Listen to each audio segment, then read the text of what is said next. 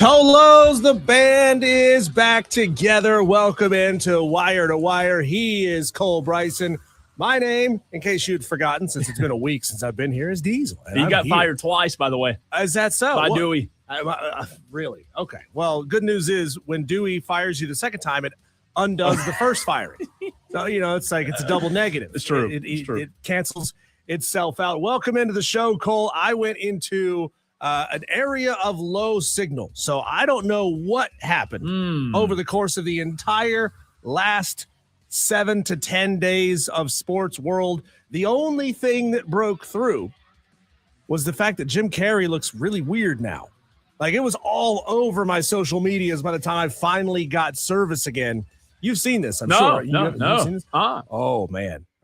The guy that, all of us grew up with, the man with the rubber face, he certainly looks like it. He looks like a balloon that has been blown up and then deflated, and then blown up and deflated too many times. Looking weird, but we're not here to talk about Jim Carrey's face right now. We're here to talk about sports, a big show for you lined up today. We're going to be talking about the newest top 25 in college basketball and bracketology in the very next segment. We'll be chatting with Grayson Mann of TigerNet.com as we do every Monday on the show at 4:22.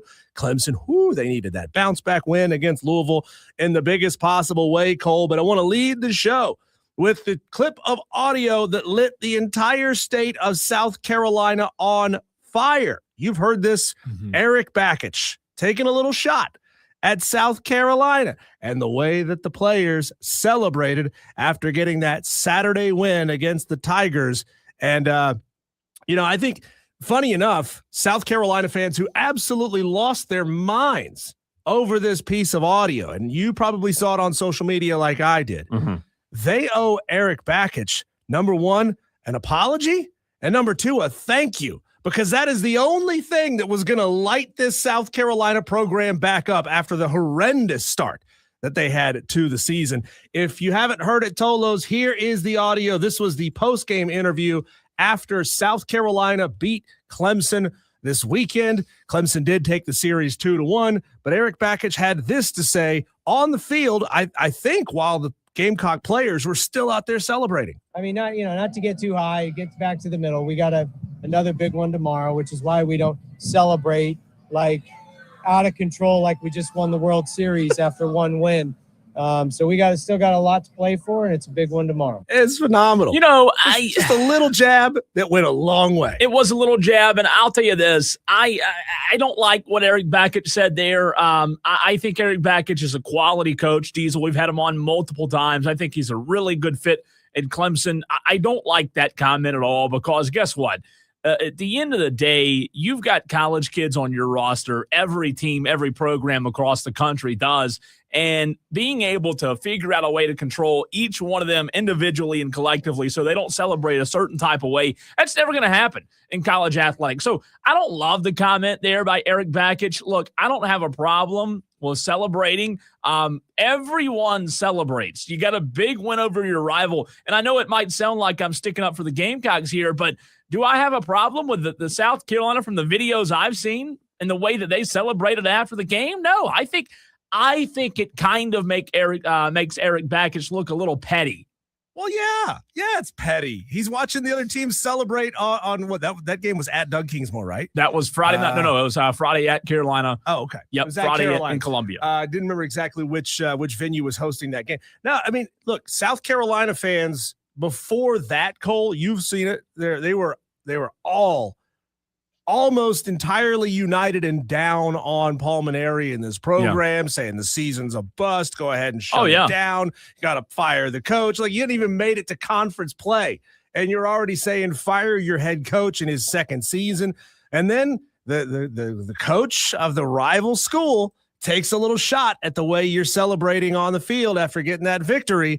And all of a sudden, now Gamecock fans, they're pumping their chests up. They're crowing a little bit. They're feeling really good going into the weekend, Cole. I thought it was a phenomenal, what's the term we use a lot in basketball? Efficient. It was an efficient dig at South Carolina. You get little shades of the little brother aspect. You get shades of that program's not very good, that this is their World Series. Yeah. I thought it was for feels per second FPS, brand new metric here on the show, that it was a really, really good dig. And I don't have a problem with getting the fan bases hyped up because, I talked about it last week, Diesel. These fan bases, especially South Carolina, it needed a little juice. And the rivalry was so bad. I said multiple times last week that, rivalries are better when both teams are good. And I love the juice. So I don't have a problem with like Eric Bakich juicing up the rivalry at all. I just have a problem with what he said. I hope as long as you, Eric Bakich, don't want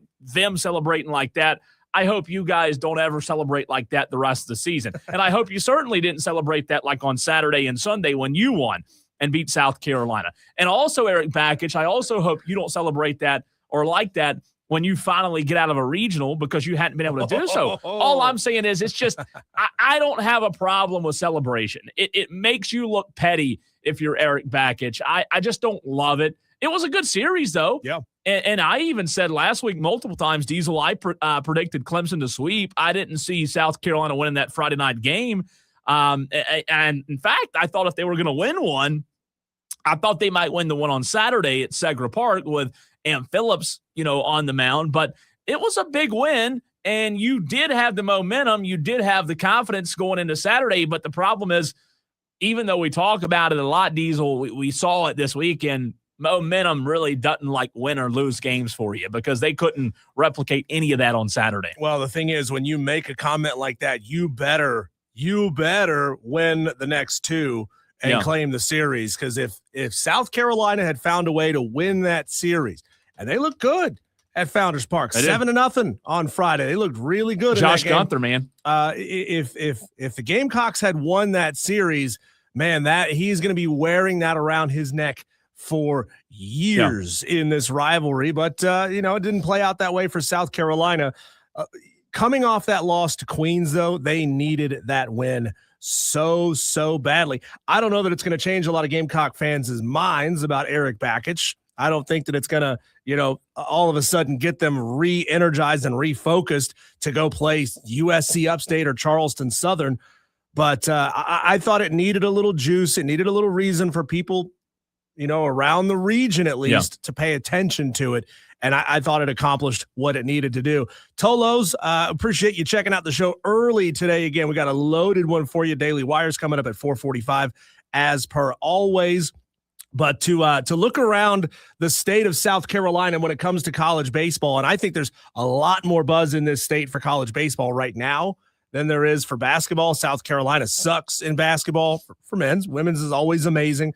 Clemson struggling, finally found their way to get it done against Louisville over the weekend, Cole. But I think college baseball, I don't really know how to quantify this other than maybe, overall attendance over the course of a season, because it's really hard to do it with TV ratings. Yeah. But I think baseball truly is taking over as sport number 2 in the state of South Carolina, surpassing college basketball by a lot. Well, it helps when teams are good, right? And when teams are good, you care, you have fan interest, you have passion, the things that you just talked about, Diesel, from Eric Bakich. And again, that's why I said that last week about, even if you're a Clemson fan, even if you're a South Carolina fan, you still want some juice that you mentioned. You still want Diesel, the other team, to be a little bit competent so that the rivalry series is fun again. Because, let's be honest, last year Clemson swept them, right? We had a feeling going into this year that they were going to sweep them again. So what fun is it if you're like South Carolina basketball and you're losing every weekend, right? Lamont Paris, and you talked about what his squad's doing or not doing. You've got to have excitement, and you've got to have good teams. Like if all of our in-state baseball teams were trash, we wouldn't be having this conversation. Even a team like South Carolina, though, and I want to mention before we forget, Josh Gunther and what he did, I hope that individual performance, Diesel, isn't forgotten. Even when you look around the state at these other teams, other programs that, let's be honest, are probably going to have more success than South Carolina, Josh Gunther was a huge bright spot, not only Friday, but I think that guy might continue this year. By the way, if you don't know what he did, 7 innings on Friday night, Diesel, allowing just 3 hits, no runs, 1 walk, career best 10 strikeouts, and that 7-0 win over Clemson. So to your point, we have good players in the state of South Carolina. We have programs with rich history and rich tradition, but my goodness, it helps when they're all pretty good. It is disappointing that we're not going to get a head-to-head series between South Carolina and Coastal this year. I think Coastal, obviously they're not off to the best possible start. They've lost some ugly games so far, but they've beaten some good teams. They lost to College of Charleston. That's a bad loss. They lost at home against Illinois. That's also a bad loss. They lost to Texas. They lost to UTSA. Both of those top 25 teams, so no hate on that one. But Coastal Carolina's gotten off to a solid start so far, and they got a couple more opportunities to kind of turn this early start to the season around.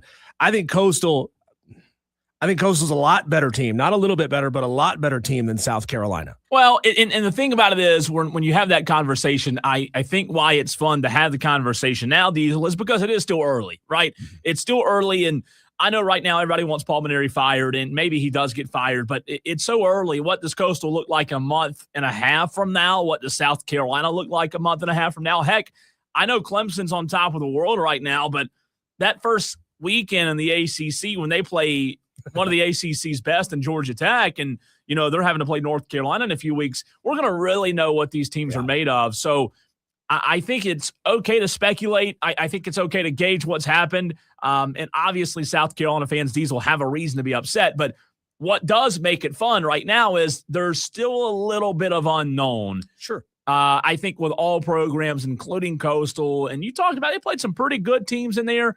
We'll see what happens when they get into conference play. But same thing with South Carolina and Clemson. Conference play in college baseball, man, it defines who you are, either good or bad. Yeah, Coastal, let's see, they got a 9-2 win over Ole Miss yesterday, so that's a really good win on the road to get that win. It was actually not in it was not in Oxford, it was in Houston, so they're playing in a round robin type of tournament.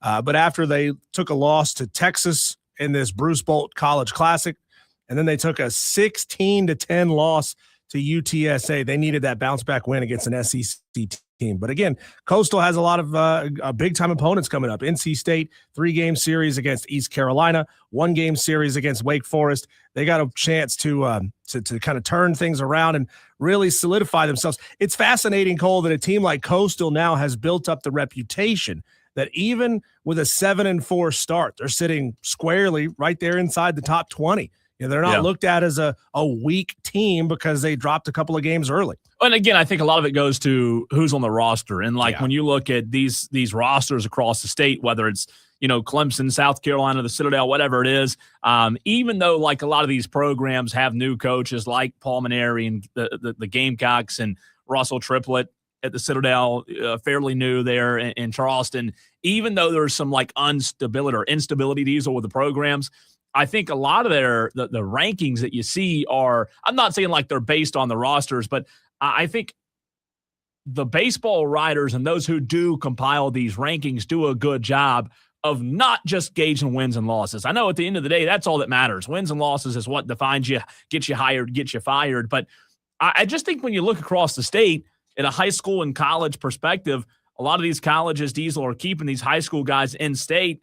And we have a lot of really, really, really good baseball talent at the high school level that stays. And then these programs in our state do a pretty good job of recruiting. I mean, we have a lot of talent at the collegiate level when it comes to baseball. And I think that when you go state for state, there's some strong states out there. But I think for the most part, most years, South Carolina can hold their own when it comes to college baseball. Dewey says Eric Bakich should be fired for being petty.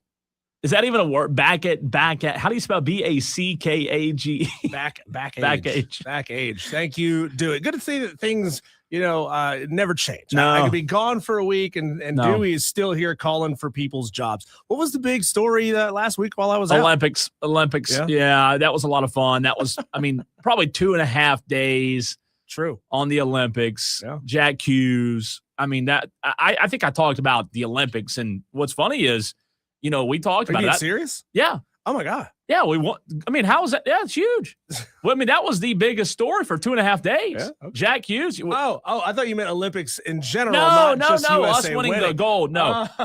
We didn't sit there and talk. You're not talking about luge? No. Oh, okay. So you had me confused. Yeah, we didn't talk curling. I'm talking about Jack Hughes and America and the men's and the women's too. We obviously spent more time on the men's winning the gold medal than the women's, but the women's incredible accomplishment as well. But no, I think I spent 2.5 2 full days, not every segment, but I was super high. And I think for the most part, a lot of our audience was too, especially on Monday after winning the gold medal. After that, I saw so many complaints coming from Canadian-based accounts. Oh, well, we were the better team a whole game, and 3-on-3 format for the overtime doesn't prove anything. Bro, it's the format. Everybody's playing the same game, and we have a saying down here in the States. It's called scoreboard. You look at the scoreboard. You won. We won the game. You lost the game. Shut the hell up. Yeah, I didn't really put a lot of stock into that because, like you said, it is what it is, right? At the end of now, I will say I think that I said this last week, but something I hope is true, Diesel, that is we move on the next few months, few years. I hope that we don't forget about that sports story because I think that I said it last week. I think Jack Hughes and Team USA winning gold in fashion in which they did in overtime, I think it's one of the best sports stories we've seen in a long, long time. You know what that means, Cole? It means you have to be a bigger NHL hockey fan. I know, and that's how you keep it alive. Yeah, I'll try. And what's funny about it is we spent so much time talking about that gold medal match last week. I mean, I said it on the air. That was pretty much all the Olympics I watched. That was the first hockey game, Diesel, that I sat and watched start to finish in years. But guess what? The entire time last Sunday, I was on the edge of my seat like you were, like everybody was. And it was the coolest thing in the world in that moment. And I mean that. I hope we never forget how amazing last Sunday was from a sports watching perspective. You know, the hardest thing for some sports where you got players wearing helmets, so they're sitting inside of a race car or something like that. You can't get a good look at their face, and that helps to internalize and make these guys stars in our minds. It's hard to make a helmet a star, is what I'm trying to say. The one Unless problem with good Lord. You Cowboys fans will make anything. We'll make anything a star. No, but the unfortunate thing, obviously, is that the New Jersey Devils, the team that Jack Hughes is on, is not very good. It would give you a big reason to tune in and watch Devils games, to watch the star who won the gold medal for America go out there and continue being a star. That would really, really help. But the Devils, they're not good this year. I think the biggest thing for me about that story is just the family aspect of it. The 3 brothers. Like, you know how hard it is, Diesel, for one player to make it to the NHL? You know how hard that is? And for one family who's, by the way, Jack's mom was involved in the women's team getting their gold medal, for one family to put 3 sons in the NHL and 2 of those 3 to be on team, like that is one of, in my opinion, one of the coolest sports stories in the history of sports stories. It was amazing. Good genetics. When it's so hard to bring everybody together, those are the moments that bring people together. I love it, man. Tom on the stream says Canada can take their maple syrup and shut the heck up. Whoa, language, Tom. Stop being sore losers, he says. That's right. We all agree. I mean, and to beat them at their own sport. You know, that's what was so fun about it. Let's go to the phone lines, Diesel. Rick and Greer wants to weigh in. Rick, what's up, man? I want to tell Tom he is the greatest prognosticator in the world. Didn't he predict Clemson would get beat all 3 games? Tom in Somerville? Yeah, Tom in Somerville. What a predictor you are, Tom. Well, I think that was a little bit of his emotion last Friday, you know, a diehard Gamecock. But he, to be fair, Rick, he did get Friday right, and he sent me a tweet on Friday and say, what did I tell you? What did I tell you on air? And he was right on Friday, just not Saturday and Sunday. What's that saying? 1 out of 3 ain't bad? For him, it's wonderful because he's a pitiful predictor, okay? Tom, I love you, but I smell chickens on the grill, not tigers on the grill, like you said. Are you a Clemson fan, Rick? I am a Clemson fan. That's what I thought. Okay, I just wanted to make sure. I sometimes forget. And a Panther fan, but I'm trying to forget that I'm a Panther fan. Hey, they're getting better. They're getting better, Rick. They did nothing in the off season that is made. Wait. What off season? There's no off season. The off season that's going on right now. Rick, free agency hasn't even opened yet. Free agency hasn't started yet. They can't do anything. Do you actually think they're going to go after anybody? Maybe. You think they go after Brown? Maybe. You actually think they go after the guy, the edge rusher from the Raiders? Do you actually think they'd go after anybody worth a crap? If they could get Max Crosby, that'd be big.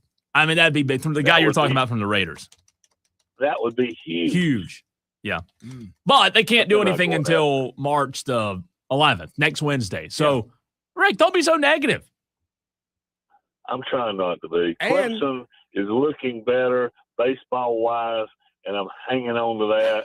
I hope Clemson will find them a quarterback this year because I don't think Brazina or the other guys gonna really do anything. Hey, Rick, the funny thing is with all the veterans getting old as heck and bouncing around from team to team and the rookie class not looking good at all, the Panthers might have one of the top 10 quarterbacks in the league next year. Why don't you get the quarterback that just left Atlanta and put the midget as the backup? Cousins, you want Cousins? What about the Hornets, Rick? You could be a Hornets fan. They're getting good. Yeah, the Hornets are doing pretty well. They are. What's the guy's name from Duke? Con Knipple. Knipple. Can we say that on the air? Knipple? Yes, we can say that on the air. Last we checked. Okay. Thank you. Appreciate the call, Rick. Good to hear from you. God. Hey, by the way, the Hornets are only one game under 500 right now. Are they? 30-31. I get so nervous anytime Rick calls the show. Yeah. Like you never know. You never know what's going to come out of his mouth.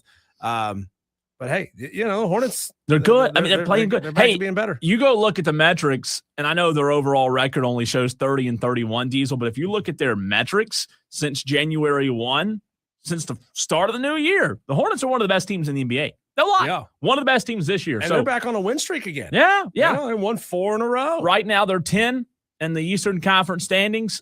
And you say, well, 7 through 10's play in. But what you have to realize, Diesel, is it's a logjam between 6 and 10 right now.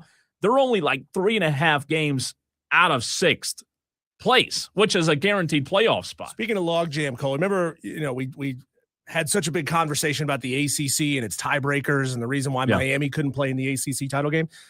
It was a national story. The logjam for the Sun Belt Conference, it was a 7-team tie for first and second place, and they got people were listing off all the tiebreakers. It literally could have gotten down to rock paper scissors. Man. That's what they should have done. That's an official tiebreaker for that conference. That's what they should have done. Live, too. Live. Yeah. I want live broadcast of it. Sell some ads for it. Yeah, do it. And by the way, Rick, the Braves are winning their spring training game. The Braves have looked good in spring. I know it's spring training, but still, have a little faith, have a little hope in the Bravos this year, Rick. It helps. That makes you win baseball games. Diesel, let's check out the latest top 25 in college basketball. Also, some big news broke before the show related to the South Carolina High School League. I'll touch on that as well. You can continue to get in. 844-326-3663. That's next.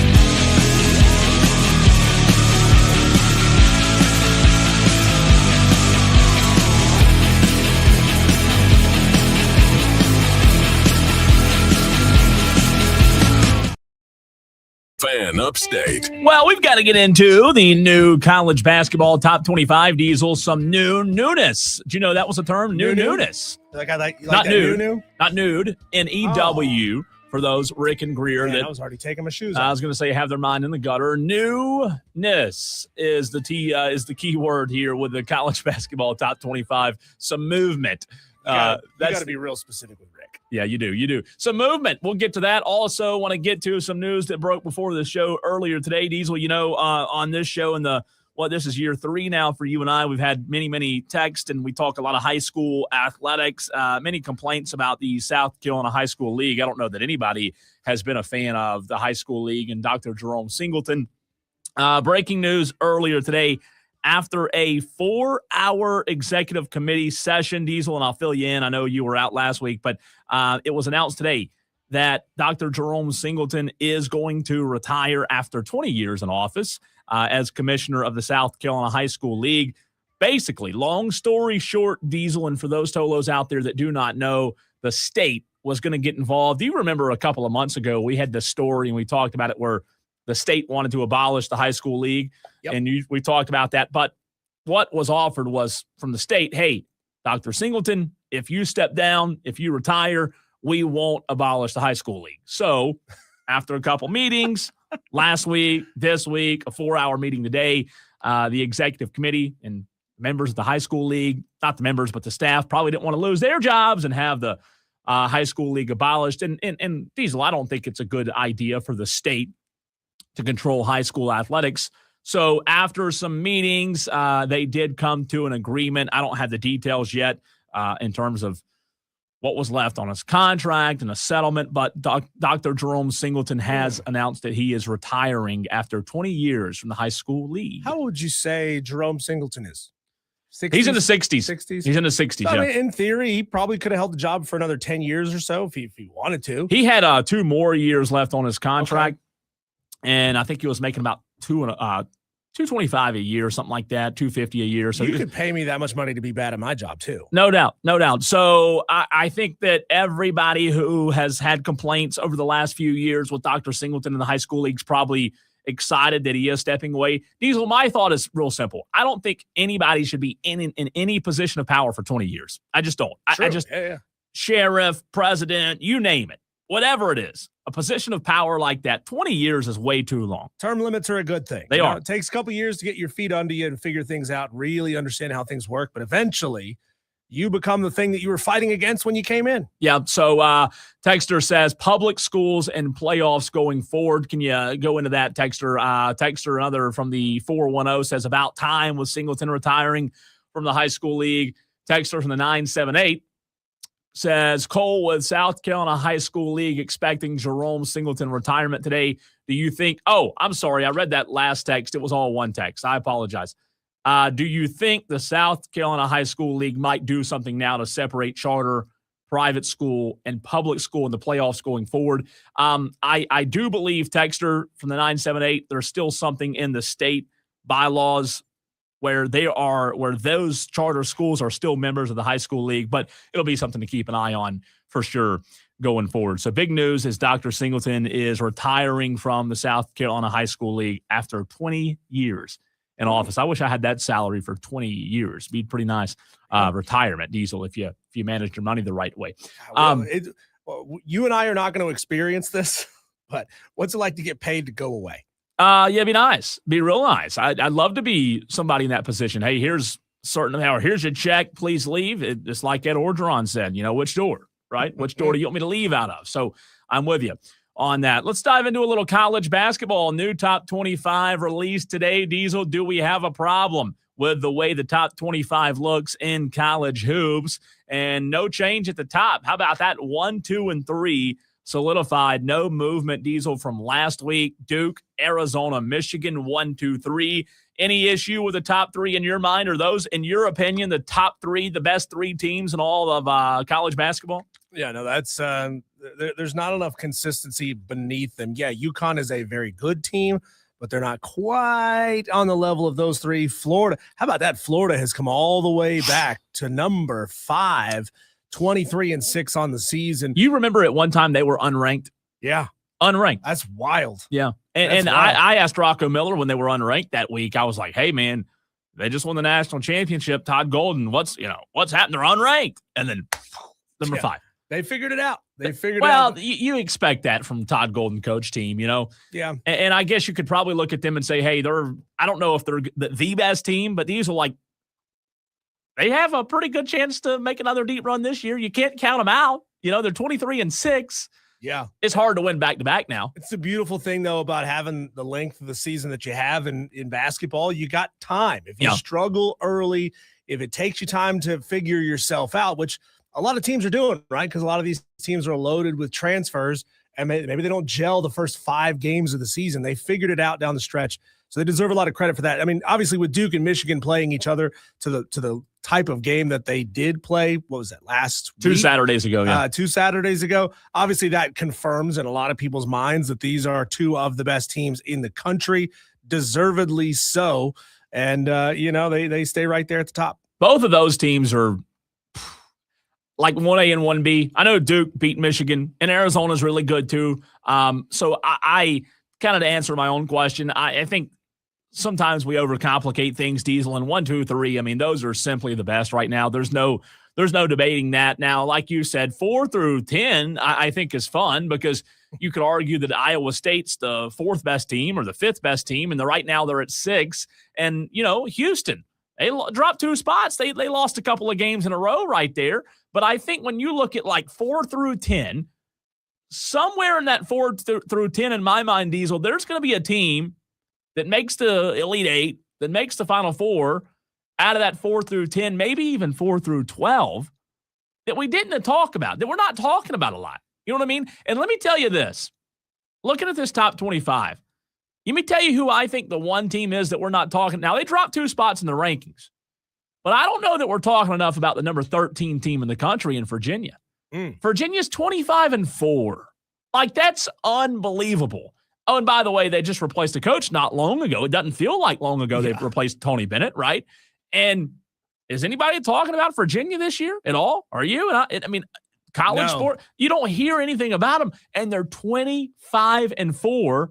I'm just saying, I don't know if they're as good as the Virginia teams of 5, 6, 7, 8 years ago, but you look at what they're doing, they would scare me in the postseason, and I think that might be one of those teams that I just mentioned that might be in the Elite 8 or Final 4. Yes, 7-3 in quad 1 games, and their losses, 2 of those 3 were on the road. One was at Virginia Tech, one was at Duke. They did have that home 5-point loss against North Carolina, but again, you got to remember that wasn't North Carolina where they sit right now with Caleb Wilson injured and, working his way back into the lineup.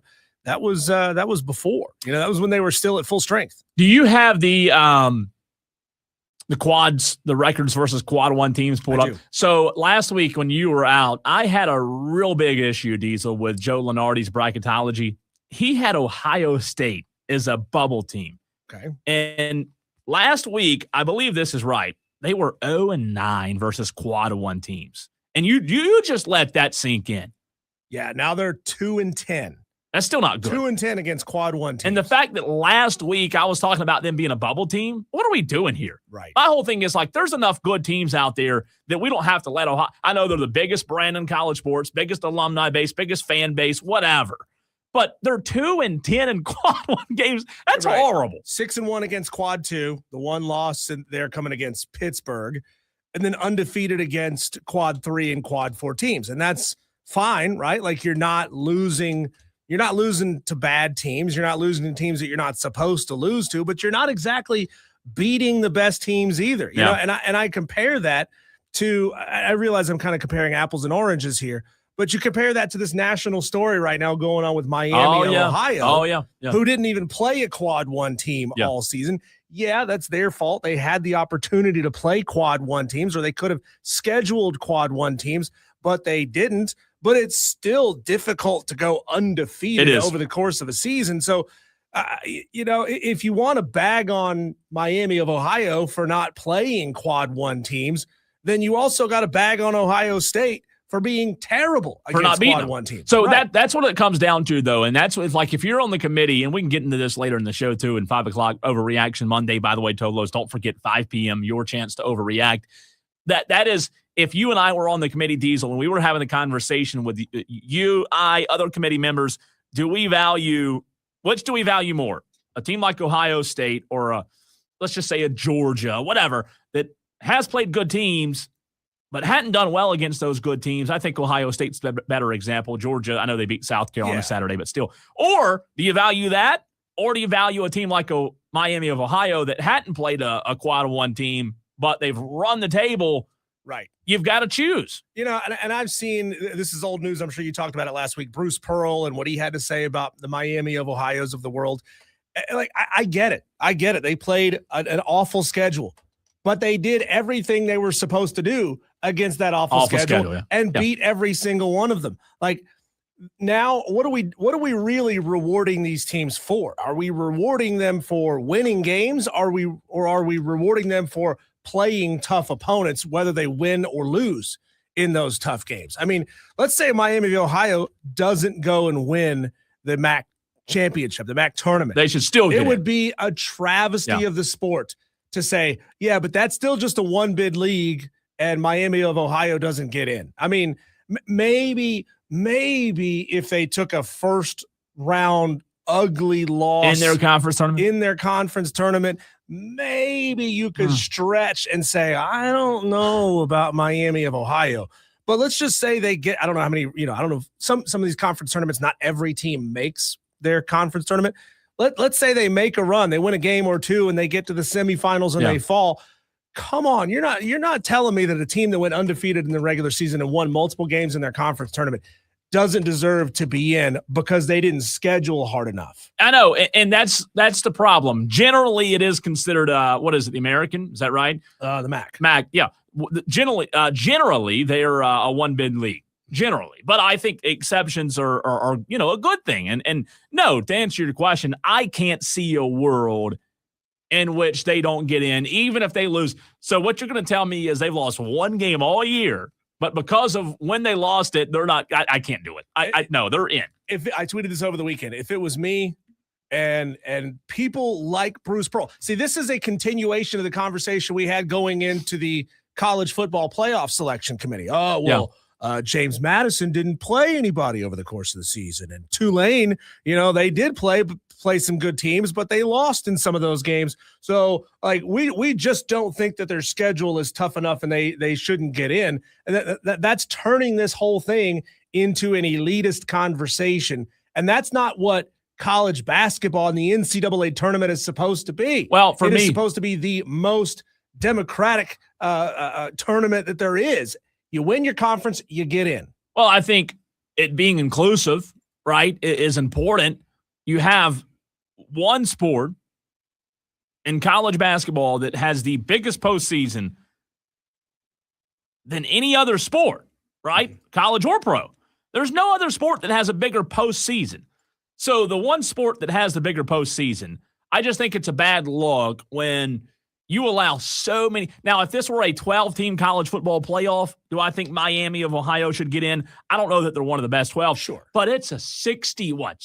I mean, when you're talking about the biggest tournament, 60-plus teams, it's not a conversation for me if I'm on the committee. It's not a conversation. I don't care what they do in the tournament. They're already in. Well, that's why if I'm one of those conference commissioners and the vote comes up to say, hey, should we expand this thing from 68 or 64 to whatever, 68 or 72? No, we're not going to expand because we're not going to get anything out of this deal. We talked about. You're still going to leave us in as a one bid conference. You're still going to put the team Ohio State in. You're going to put the Ohio States in because, well, at least they played somebody, but they didn't beat anybody. Yeah, I'm with you. Anybody. So are we rewarding stories or are we not? I mean, come on. Miami of Ohio gets into this thing and they win a game. It's one of the biggest stories in college basketball.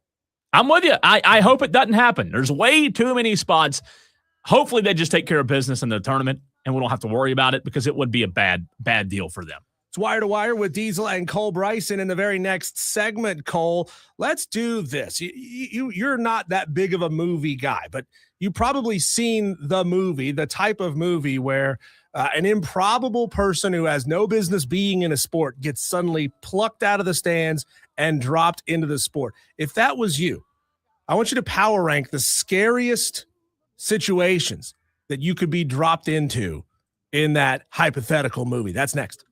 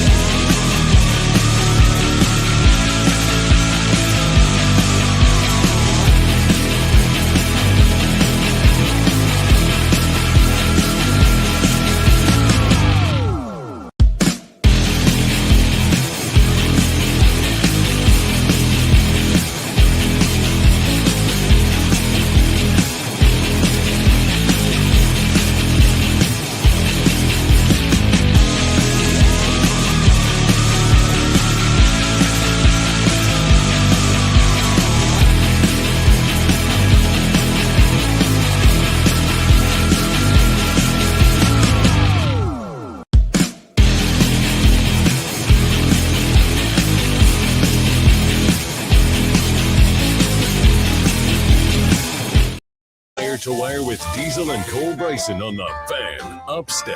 Cole, if you, 27-year-old radio show host Cole Bryson. Whoa. Give me 2 more years on that. You're not 25. 29. 29. Okay. Wrong 29, other way. 29-year-old Cole. God, you're almost 30. Don't say that. Don't say Ooh, that. you're getting up there. Change the subject. If 29-year-old Cole Bryson, or I don't know, how old do we think Dewey is? 40? Is he 12? Is he Somewhere in between? 60? Hard to know. If you were dropped into a real-life sporting event right now, how would you power rank the scariest moments that you could be dropped into? Ooh. Like, I'm there was a bunch of movies back in the day, sort of like Fish Out of Water and coming of age stories. They all kind of converged in sports movies. It's like Rookie of the Year. Kid gets hurt, gets an arm that can now throw 100 miles an hour, and all of a sudden he's out there facing big league sluggers. Yeah. That's a scary situation. I think UFC's probably at the top of my list. UFC. Which does it matter which fighter? No, being in a cage you can't get out of. You can't get out of, and it's not staged. Here's the thing. It's actually pretty easy to lose a fight in UFC. You just lay you down. just have to get punched in the head one good time. That's true. And just start shaking. So you're willing to take one good blow and you call it a and day. it's over. I And it's couldn't. over. I'd be scared out of my mind to step into. UFC fighter. I mean, wouldn't you? To step into a cage? Dude. Oh, I wouldn't be able to stand up. My legs would be jello. I'm telling you, I'd be scared. Off the top of my head, that's got to be number one for me. I didn't even consider. Oh that. yeah, I don't want to get terrifying. kicked in the. Oh, I mean, Jack Hughes had a tooth. He took a stick to a kind of the lip area, the mouth, the neck. It's true, but see, that was a high stick. That was not a legal play. Shouldn't have been able to do that. That's true. Yeah. Imagine lining up as a slot receiver in the NFL. Yeah. Knowing the ball is coming to you on the next play. It's very similar to UFC in the sense that you're going to get absolutely hammered. I just wouldn't run the route. I just wouldn't run the route. Just lay down. Yeah, I just wouldn't run it. I would not run the full route if I saw, like, let's say, whoever back there. I mean, you pick the best safety or best corner. No, I'd fall down halfway. I'd trip. Who is the scariest linebacker or safety in the NFL right now? Like absolute wrecking ball. I mean, Micah plays a lot of end and linebacker, and I think when he's healthy, I think Micah's up there. I mean, I don't know if he's the scariest, but I think he has the best ability to cover. Fred Warner, maybe? No, Fred Warner's up there. He's been so good for so long. I'd say he's at the top of the list. Scott on the stream. Now, Scott, you're going to have to provide some more information because this is fascinating. We didn't know this about you. He says, you're not wrong about UFC. I did 2 MMA fights back in New England. Horrible experience. Scott, you didn't just like wander in. You didn't think it was the bathroom, did you? Yeah. You didn't just wander into the cage and all of a sudden you're in a fight. Scott, you need to tell us about this. We need to hear that story. Yeah, we want to know. Cole, how about being a NASCAR driver in like Talladega or Daytona, and you're expected to do 200 miles an hour with another car, 40 other cars, all doing 200 miles an hour within literal inches of you. That is a terrifying thing as well. Like I might just ease on back in the pack. Like I could probably be comfortable running about 150, 160 out there, but I ain't doing 200. That's scary. Scott got your message and he said, well, I'll just call the show and talk about it. Scott, how did this come to be that you were in a UFC fight, Scott? Or MMA?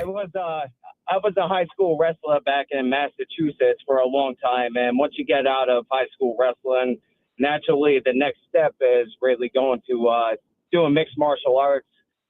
Started out doing some jiu-jitsu and stuff like that. And thought I was ready to take on a fight, joined the gym, and they threw me into a fight 3 weeks later at this place called Twin River Casino back in Rhode Island.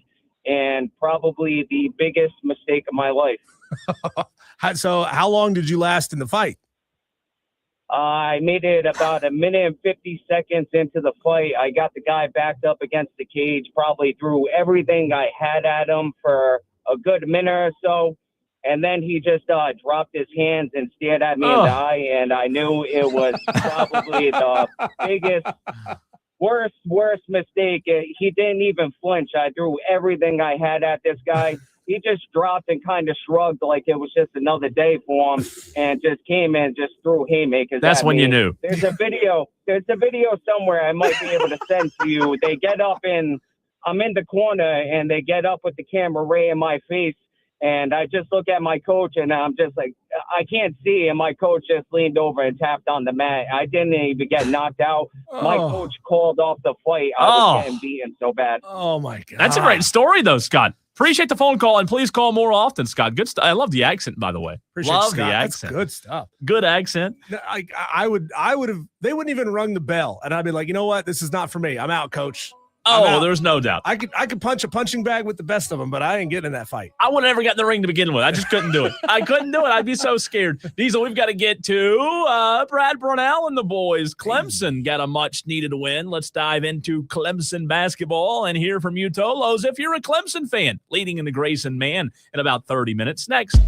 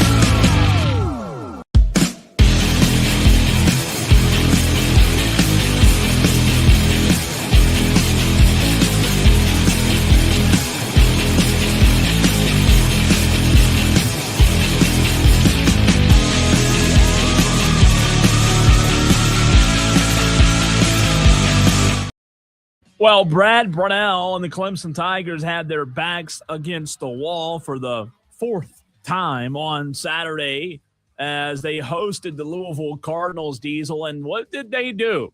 When I think you could argue that it might have been the biggest game yet of the season, even though Louisville's not the best team they've played, but the timing of when that game was, the quality opponent, and how they had struggled in recent weeks, it was a big one. And I mean a much-needed win for Brad Brunell and the Clemson Tigers, and that they did. They got the win. We'll talk to Grayson Mann in 22 minutes right here on the show, and we'll dive into that. Clemson baseball, a lot with Grayson Mann of TigerNet. But, Diesel, when it mattered the most on Saturday, R.J. Godfrey was good. Justin Porter, 16 points, leading the Tigers on Saturday in a big win where I guess it's fair to say things finally cool off a little bit when it comes to the fans that were on the edge of their seats, ready to hit the panic button concerning Brad Brunell. Yeah, well, I mean, a 5-point victory against a top 25 team after a four-game losing streak. They needed that bad. I mean, they really, really did. Now, things are not back to where Clemson was during their streak when they won, 10 straight games. But the good news is you're seeing the guys that have been ice cold over the past week or two finally starting to see the bottom of the net again. So it's helpful. You'd love to see them get to the point where everybody, what they were doing, they were so good was 5, 6, 7 players were scoring double figures. That's not where they are right now. You want them to get back to that. Hopefully, this 4-game skid kind of woke them back up and can get them back to the point where everybody's contributing in a significant way. Well, I think, Diesel, the biggest thing for me, and obviously, like, you want to have guys hitting shots, but the biggest thing for me is if I'm the coach of that team, and I'm not, Brad Brunell's forgotten more basketball than I'll ever know, but I don't want to go into the postseason with the vibes and confidence and that losing streak that they had. Now, they still have 2 games to go, but if you can win 2 of your last 3, it's a much better spot than where they were, having lost 4 in a row. They have a big one, tomorrow against North Carolina. So that's going to be extremely tough. And then North Carolina turns around and plays Duke on Saturday. Clemson turns around and plays Georgia Tech on Saturday at home. So maybe you can hope that without Caleb Wilson tomorrow, North Carolina's looking ahead to that game on Saturday against Duke. But I think the biggest thing is I just would be scared to death to go into the postseason with bad juju. Right? You want to shake that off. Sure. You want to figure out how to get things going in the right direction again, because I'm not saying like good juju and good confidence, Diesel, equals postseason wins, but you don't want to be reeling or be on the bubble conversation going into the ACC tournament. With that being said, though, to your point, I still think there's a lot of meaningful basketball left for Clemson, even though there's only 2 games left. They've got 2 games, UNC, Georgia Tech, then the ACC tournament. I think this ACC tournament's a pretty big one. I think it's important. You don't want to go out there and flop. Yeah. I mean, they're in a situation where every game now is must win, right? I mean, if they somehow mess around and lose this game to a depleted North Carolina, man, that's a bad strike on you. Especially if you lose a game to Georgia Tech, that's, a 2-14 team in the ACC, and wow, how that program has fallen. And it's not impossible, right? They lost to a bad Wake Forest. They lost to an average Florida State. I mean, if they just squeak out a win against Georgia Tech or allow them a big comeback streak and win the game by 2 or by 4, that's still going to be seen as a negative on this team because they could find themselves creeping down that line. Last I saw, they were a 9 seed. They could creep down a little bit lower, and, man, now you're sitting there as a bubble team. And I don't think a loss to North Carolina is going to hurt them in a major way, but Sure. To your point with Georgia Tech, you certainly want to win that one at home next Saturday. That's not one you can afford to drop. But I think as a whole, when you look at what happened Saturday, they're just playing, or they played Saturday Diesel better as a team. The minutes equaled more to what we saw earlier in the season, to your point, meaning the minutes also showed fruits of their labor, meaning points, right? I mean, Ace Buckner, 25 minutes, 11 points, really productive off the bench for Clemson. A lot of those were big buckets too. Nick Davidson, did only have 4 points, but Jake Wallen, 7 points. Chase Thompson had 5 off the bench. And then the starting 5, I think, were consistent enough and played well enough as a team. 8 from Dylan Hunter, 16 from Justin Porter. He was the leading scorer. Butta Johnson, this is what Diesel, last Saturday against Florida State was Butta's first start. So this is his second start in a row now. So he's now a new piece in this lineup with RJ scoring 13, Carter Welling scoring 8 on Saturday, only 16 minutes from Carter. So I think you look at what they did offensively, also defensively, that's where they made their money. That's where they won those ball games early in the season. Holding Louisville the way they did, especially late down the stretch, they imposed their will at times defensively. Oh, and by the way, the most important thing that we hadn't talked about, Clemson shot the basketball, Diesel, at a much higher clip against Louisville than they did the past few games, almost 50%, 49% from the field, compared to the past 2 games, I think they were shooting around 35%. So you obviously have to play better defense, but defense really don't mean as much when you're shooting the ball as poorly as they were. And for them to shoot well like they did on Saturday, I think it gives you a lot of confidence going into that game against North Carolina. You know, to flip the script the opposite direction, you were saying North Carolina going to put all their mental effort and their emotion into that Duke game. And yeah, it is the Super Bowl for people in that state, right? Mm-hmm. But if I'm North Carolina, if I'm Hubert Davis, my hope and my goal is to impart every bit the same level of passion into this Clemson game. Yeah. Because you know that you're limited without your star, right? You know that you're going to be going on the road to face the number 1 team in the nation in 4 days' time at Duke. You're probably not going to win that game unless your guys just play way above themselves and play out of their minds.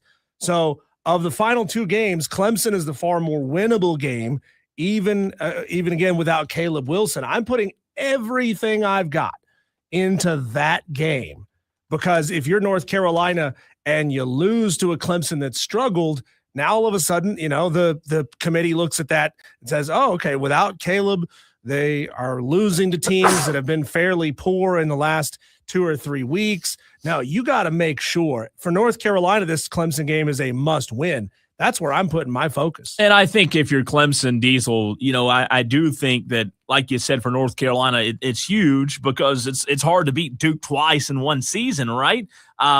But if you're Clemson, you feel good about not only winning and having a little bit of confidence going into that game against UNC, but the fact that maybe, just maybe, without Caleb Wilson, maybe they are looking ahead. And before last weekend, though, here's what's scary about that. I said this on the show last week, Diesel. They were 3-1 without Caleb Wilson. So that's pretty good. You lose arguably one of the best players in college basketball, and you're still 3-1. It shows me you're starting to, you know, figure out ways to win without your best player. And Clemson doesn't. I don't know that Clemson. I don't think they're near the B word yet. Like they're still fine in my opinion. Like you said last week, they were a 9 seed. They haven't fallen off to a B word yet. But let's say, for example, they lose Tuesday to North Carolina. Okay, then they beat Georgia Tech. And then let's say they don't really play well in the ACC tournament, Diesel, in North Carolina. I just don't know. I don't know where they end up when it comes to this team and the bracketology. Maybe a 10 seed. At one point this year, we talked about them being a 6 seed. A 6 seed, right, which is pretty good. Maybe even a 5. So I think it's important. They have 2 games left, and you look at the bubble teams. Where I do find confidence, if you are a Clemson fan, Diesel, you look at the bubble teams. Right now, Clemson has a better resume than a lot of these bubble teams, right? Like a TCU out of the Big 12, who's one of the bubble teams. They're 9-7 in conference play, like a VCU or a Santa Clara or a New Mexico or a Auburn, even an Auburn team out of the SEC that hadn't had a good year, right? They've had some good wins. They've had 6 impressive victories against at-large teams, but you know, they're 7-13 against quad 1 and 2 wins or quad 1 and 2 teams. So I think that's what Clemson has going for them. They do have a more impressive resume than most of the bubble teams right now. Yeah, it's going to be a tough stretch here for Clemson down the stretch. They've got to get this one against North Carolina. They've got to look impressive. They've got to show the committee that they are bouncing back in the right way, right? I mean, if they, like we were saying with Miami of Ohio, if they get into the ACC tournament and they lose on day number 1, now you got the committee looking at you and saying, man, this team is broken. And that, when they're mincing words and splitting hairs between two different teams, you say, well, one of these teams is on a bit of a win streak right now. They're playing well. The other team is playing like crap, and they can't beat anybody with a pulse outside of this one game where they popped back up and played well against Louisville. Clemson needs this. This is a must win for the Tigers against North Carolina. Hey, what another factor that we hadn't mentioned yet, another reason these two games for Clemson Diesel are important down the stretch as well. Let's look at the tournament in Charlotte that begins next week. Duke and Virginia have already clinched a double bye. Miami, who's 12-4 in conference, will clinch the third one if the Hurricanes win one of their final 2 games. Miami has SMU and Louisville this week, right? So if Miami beats SMU or Louisville, Diesel, they get the third double bye. That leaves one double bye. The next 2 spots, Clemson and North Carolina. Clemson and North Carolina, here's where it gets interesting. Both of those teams need 2 more wins, 2 wins to secure that final double bye. NC State at 10-6 in the conference does have an outside chance of getting a double bye, but the Tigers and Tar Heels are the favorites. And, Brad Burnell spoke on that double bye because it's big in the ACC tournament. South Carolina's the women's team, a great representation of how important those double byes are. You don't have to play for 2 days. And he said it. He said it's a deep breath, Brownell did. He said it usually means schools have solidified an NCAA tournament berth. So let's say that UNC beats Clemson tomorrow, right? Even though Caleb Wilson's out, they're still a good team. They're, they have other guys who are going to be, playing in the NBA. Let's say they lose that game. They don't get the double bye. They get one bye. And then let's say they, get ousted in the second or third round of the ACC tournament. I wonder if you and I 1 week from now or 2 weeks from now, a week and a half from now, are having the conversation of, has Brad Burnell done enough against the quad 1 teams, the quad 2 teams this year? Going back to that BYU, Alabama stretch, does the committee value that? I just wonder, because think about it. You may say, Cole, you're crazy. You're out of your mind. There's no way Clemson is considered a bubble team 2 weeks from now. But think about it. If Ohio State, who's, 2-10 in quad 1 games, they just beat Purdue last weekend, which is their first big win of the season. They finally beat a good team in Purdue. If Ohio State's in that conversation, who's to say that Clemson's not? If they were to go lose to UNC and then beat Georgia Tech, they don't get that double bye. They're not considered a guarantee. Now you're looking at the tournament as, is this team a tournament team? I think that, look, I'm not saying Brownell's job's on the line. I think he's still safe. But I just do think you talk about a catastrophic end to the season and a season, Diesel, that for 2 or 3 or 4 weeks or maybe even a month and a half, there was a stretch for a month and a half where you looked at Clemson as the best team in the ACC. Yeah. And it'd be devastating. It'd be devastating to end that way, where you're right back to kind of where Clemson basketball used to be on that bubble. Yeah, and, I know this isn't supposed to matter. This isn't supposed to factor in, but, these committee members, they think about brand power sometimes. They will look at Clemson and say, well, they're not historically the type of team that wins multiple tournament games. So they might use that against them when it comes to the bubble conversation. You got to love any sport like this where it matters all the way up to the very end of the season.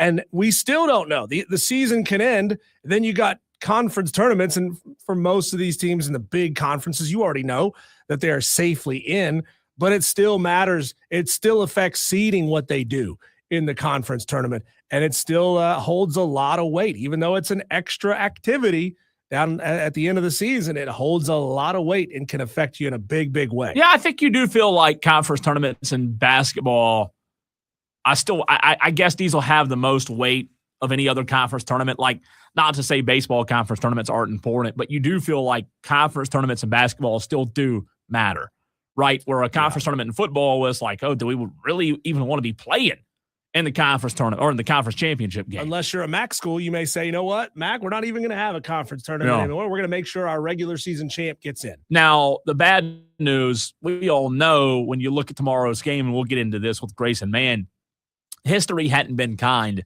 to Clemson against North Carolina Diesel. North Carolina leads the all-time series against Clemson 136-25. And this game, I don't know if you know this, is in Chapel Hill.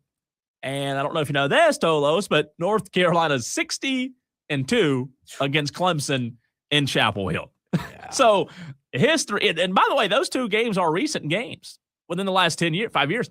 The history not on the side of the Tigers. How is 60-2 even possible? Like, 60 I know and UNC 2 has been a model of consistency, but think about it this way. Duke's been far more consistent than North Carolina has over the past 25 years. Yeah. How is it possible that Clemson has not caught UNC on these down years and got more wins on the road in Chapel Hill? And the last 2 years have been good. Now, here's what's interesting. Think about this. The Tigers Diesel have won the last two meetings. 2024 at Chapel Hill, 2025 last year at home. But you look at that span, Clemson's never, ever, ever won 3 games in a row against the Tar Heels, where they've only won 25 total games. In those 25 games, they've never won 3 in a row. Under Brad Burnell, Clemson's 5-14 versus North Carolina, 2-6 at UNC. So the Brad Burnell, he's the only coach to ever win at UNC.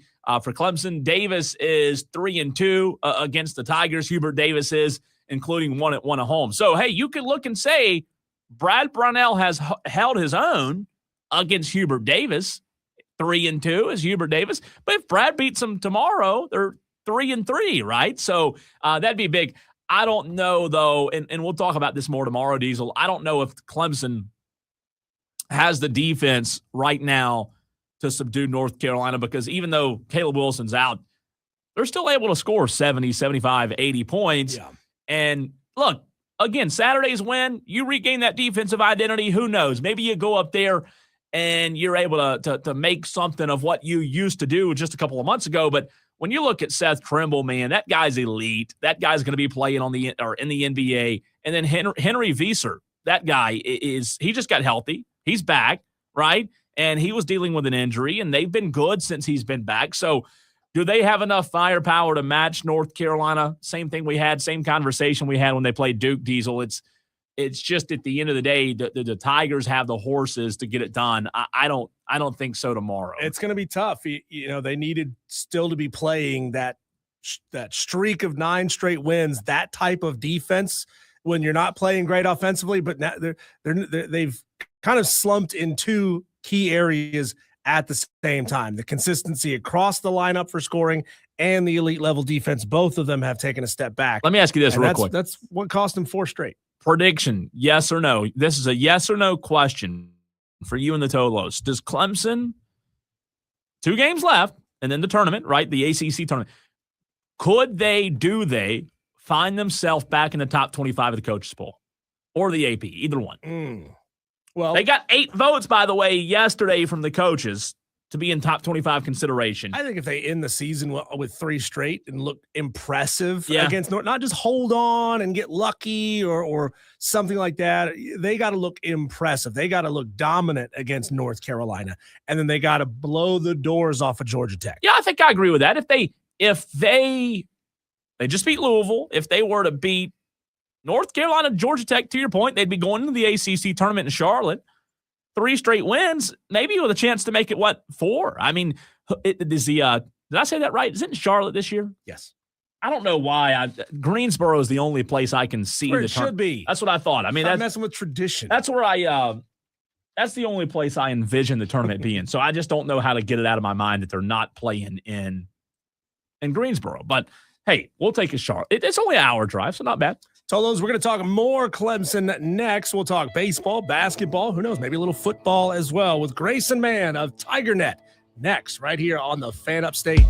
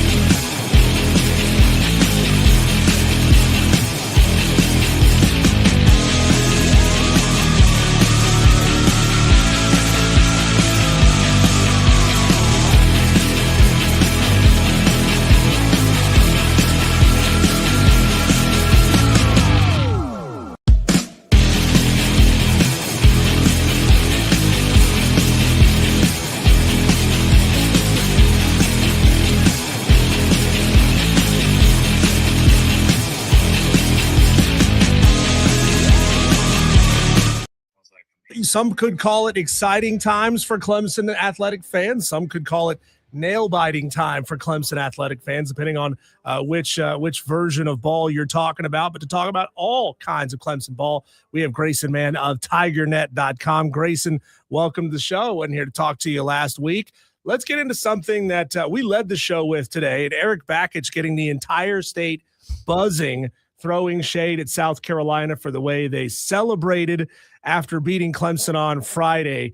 Was Eric Bakich's comment good-natured or too far? What do you think? Yeah, I think it's what makes this rivalry so special is you have comments like these and you have the ability to, I think, toss it around a little bit. South Carolina's celebration, certainly the intent of making sure the Clemson dugout noticed on Friday evening, and Clemson took note of that. And so there was just a matter of Bakich saying, I'm not a anti-celebration guy, but there's a line for him that he doesn't like to cross. So I didn't have any problem with it. I don't think he crossed any lines by any means. It's just a matter of he's going to protect his team and he's going to throw a little shade in the process. And that's all good. A good part of what makes this rivalry fun is you get those little jabs here and there. And Clemson had the last laugh in this case. Big deal, no big deal, Diesel, Grayson, when it comes to that win on Friday for South Carolina. Obviously, you would have liked the sweep, but you said it. You go for series wins. That's why you play, and Clemson got that. But that just kind of also shows how the game of baseball works too. When you run into an arm like you did on Friday that was really good, sometimes you just really can't do anything. You can't come up with anything to counteract it. And Clemson could not on Friday. How big of a deal do you look at, or that one game sample size? Do you make it a big deal or not? Just in terms of the big picture, overall big picture of the season and where you are still very early on in the process. I think you give it the attention it deserves. It was certainly a surprising result for it to be 7-zip to open up a series. And now there were some caveats of Clemson played pretty poorly defensively. I feel like Gerald played one of his worst games at catcher, gave up a couple runs there.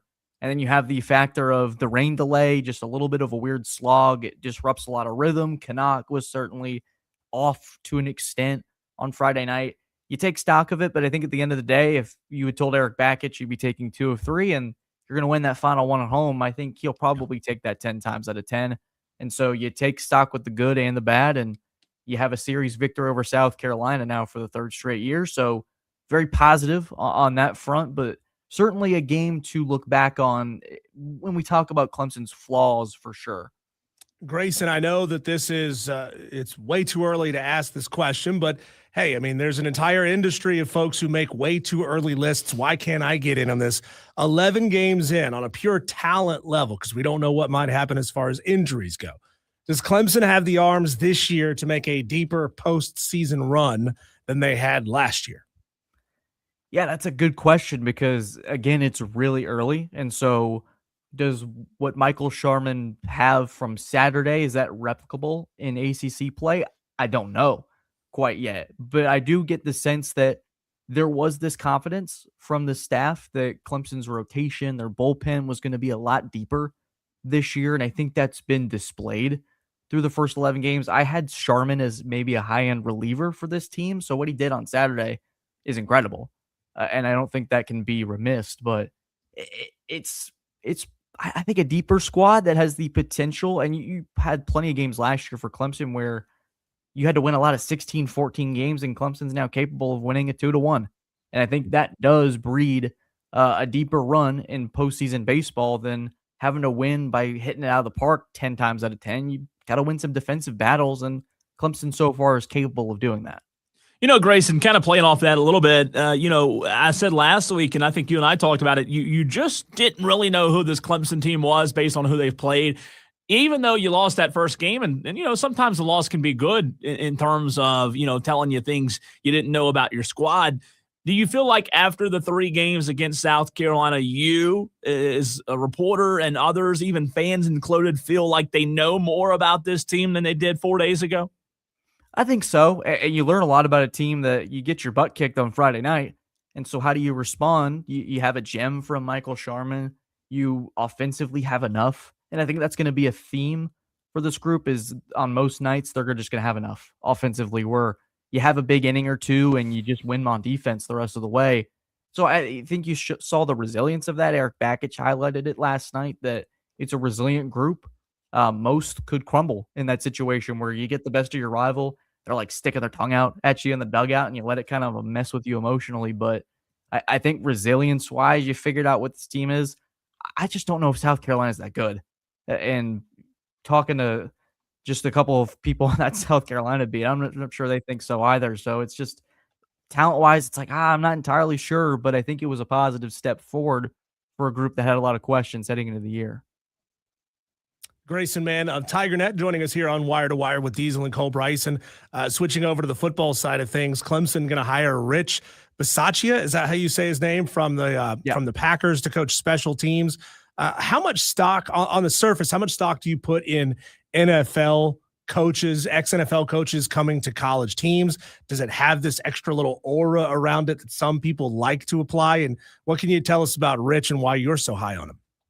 Yeah, I think this is a great hire for Dabo Swinney. It's another former head coach, and I think a lot of people forget a few years ago, Bisaccia led that Raiders team that the whole Gruden mess happened, and Bisaccia was the man that led them to the playoffs and was a name that was cited for a few years of, you let that man get out of the building. How did you do that? And they went on to have a couple more disastrous years. And Bisaccia, I think, led a pretty solid tenure in Green Bay with special teams. So you get another head coach in the building, which I think can never hurt for Clemson and for Dabo Swinney. Now have Chad Morris coming in, a little more authoritative. Tom Allen, a little more authoritative than his predecessor. Rich Bisaccia, a man that's respected in the NFL and college, and returning home to Clemson. It's a pretty solid trio there of coordinators that Swinney has to work with. So I feel like out of the possible candidates, you landed a pretty big fish there for Swinney to work with. Is that position really important? Just kind of playing like, you know, what a fan thinks, you know, like is a fan won over in your opinion from a special teams hire? I'm not sure they go from like, man, 8-4 to national championship, but there are going to be plays. And I think Clemson fans can think of one very clearly as a special teams gaffe cost them a national championship in 2015. Sure. So these things do matter. And so you having a guy in the building of that experience, it prevents those plays end up mattering at some point down the road. And so you have that shored up now. Grayson, you know, with Clemson getting the win over Louisville over the weekend, it certainly means a lot coming off that skid and beating a team with a number next to their name. It means a lot also to get Justin Porter going again, Ace Buckner, 11 off the bench, RJ Godfrey, 13. How does this team sort of balance now those guys getting back right and getting them lots of opportunities so they can see the ball go in the hole, as opposed to guys like maybe Carter Welling or Nick Davidson? You don't want them cooling off. So how do they get that balanced? Yeah, and Clemson's always going to want to attack through the paint. They want to be a very centric force in that part of the half court. So I think those opportunities will come. And I think what's important to remember is Welling has been dealing with an ankle sprain for the last several weeks since he messed that one up against Virginia Tech and has sort of been managing it for the last 2 weeks or so. So he's going to get his touches at some point. Nick Davidson, I thought, played great defensively. And that was really what stood out to me, guys, on Saturday was the defensive effort against Louisville, where that's an offense that is giving everybody in the country problems. And you held them to one of their lower point totals of the season. And you had that weird stretch at the end where they're just hucking shots up and some were falling through. I don't take too much stock into that. I feel like defensively, that was the big takeaway for me is offensively, they're always going to be a collective effort. So I don't worry about someone not getting as many shots. The defensive side of it was shored up, and I think that's where they're going to win more games than most. You know, we were talking about this in the last segment, Grayson. Like, I know that 4-game losing streak was bad, right? And Clemson fans weren't excited about the tournament just off of those 4 losses in a row there. But let's just say, for example, you beat Louisville on Saturday. Somehow, some way tomorrow, you go and do what Clemson teams hadn't done often, only twice, and win on the road at UNC, and then you beat Georgia Tech because you should beat Georgia Tech at home next Saturday. Then all of a sudden you've won 4 straight, right? Or 3 straight rather. And then you go into the tournament with a lot better feeling in Charlotte. Do you feel like not really looking at the top 25 and if that matters or not, but do you think that there is meaning to maybe a possible magical run Clemson could go on just based on how they end the season compared to if they were to have lost again on Saturday to Louisville and then again tomorrow to the Tar Heels? Yeah, I think right now, Cole, as it stands, this is a tournament team in terms of the resume, what they've achieved. They're 6-5 in quad one games. So that part's shored up. You're in the dance. Now it's a matter of how you enter it. And I think this has been a very momentum-based group, as evidenced by the last several months, is they're very high, and sometimes you can see the disastrous lows that have occurred. So I think it would be very important. And not only that, it'd be proof of concept to go from a 4-game skid and the sky's falling apart to, holy moly, we're beating Louisville and North Carolina in the span of 3 days. Like, how about that? And so ACC tournament, it's never been favorable to Clemson, so you could have a skid there. But you beat enough solid teams to where Clemson's going to probably at best be a 7 seed heading into the tournament. So you're going to have to face a pretty big Goliath when it comes to the basketball world very early on. And so you have a little bit to pull from. And North Carolina is one of them. Beating North Carolina in Chapel Hill. The last time Clemson did that, they went to the Elite Eight. Now, I'm not saying if they win tomorrow night, that's going to happen, but there are certain Yes, markers. you are. I'm clipping the audio. I'm clipping the audio. I'm just going to comment that it's AI, and then I'll have that on my side or something. It's funny you think we can afford AI around here. This is radio, my friend. I think very highly of you guys and what you're able to do as a duo. Yeah. Grayson, do you get the sense that, ceiling floor for where this Clemson team could be on a national perspective? Do you get the sense that the pundits that are talking about the Lenardis of the world, the Evan Miyakawas of the world, they're really kind of looking for reasons to dock Clemson so much more than they're looking for reasons to lift them back up? Because like Cole was saying, let's say they go on a 3-game win streak to end the regular season and they win a game or two in Charlotte. I mean, how much farther can they creep up? You said 7 seed. I've seen them, on Evan Miyakawa's website projected right now as a 9. I mean, how much higher can they climb from where they are now versus how much farther do you think they're willing to sink this Clemson team? Yeah, I think at this point, the only thing that would leave me concerned about dropping them any further would be a loss against Georgia Tech on Saturday. That would be where you start to sweat a little bit and just see where these bracketologists have them. But I feel like Lenardi's always had a good pulse for where teams are supposed to be. And he had a Clemson as a 5 all last year. They ended up being 5. This year, it's been more of like the 8-9 line. And so I'd imagine, barring, let's say Clemson splits the rest of the way in the regular season and then probably wins a game in the ACC tournament, falls in the quarterfinals, something like that. So they're 2-2 the rest of the way. You probably think they stay where they are. And so they've had a good reason to dock them the last several weeks. The 0-4 skid certainly doesn't help. But I do think that the sense is that it's a team that's squarely in the tournament, and now it's just kind of waiting and seeing seeding-wise. But I am curious because it's very matchup-based, and that's how Clemson got to the Elite Eight is they had great matchups and took advantage of it. You don't want to face Duke in round 2. We've seen how that went, and so there are certain factors that if you can win tomorrow night, we could start having a serious conversation about maybe a 7 or even a 6 seed for this team.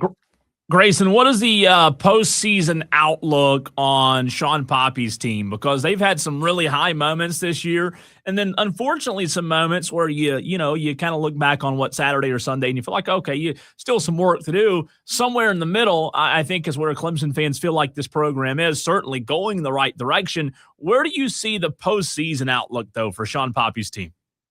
I think they have the right formula to be very dangerous in that first weekend. And this is very dependent on who they match up with right now. I think they're slotted to face Washington in that Vanderbilt bracket. So they play in Nashville, which, again, that's a very favorable travel spot for Clemson fans. That would not be a very bad trip in the spring to go to Nashville. That'd be kind of fun. But overall, I do think that this is a group that presents defensively a lot of challenges for teams in the field. One of the best defensive teams in the ACC, and have just enough offense on the other end to cause some problems. So do I feel like they're a Sweet 16 Elite 8 lock? It's too early to tell. I don't know. But I wouldn't be shocked if they won a game or two in the tournament and really made some chaos just by nature of what they've accomplished this year. And regardless, they're going to make the tournament. But regardless of what happens, man, what a second year for Sean Poppy, where this has been a pretty historically, the program's been pretty miserable for the last several years. And so for this group to make the tournament and see where Sean Poppy has this program going, it's a pretty big deal. Grayson, I was out last week doing a 5-day snowboard trip up in the mountains. I had no signal. I didn't get to watch any of the combine. What are your thoughts on how Clemson's guys performed at the combine? Did any of them do themselves major favors?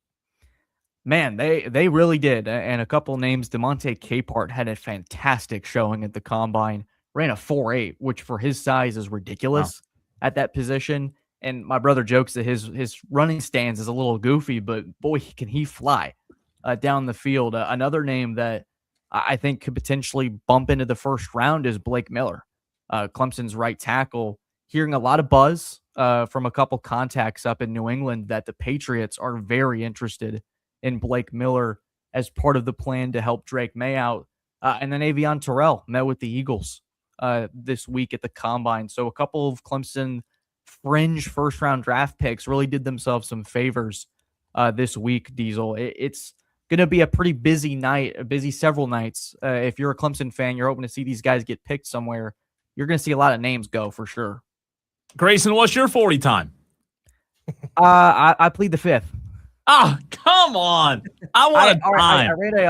I ran a 4.79 in high school. Wow.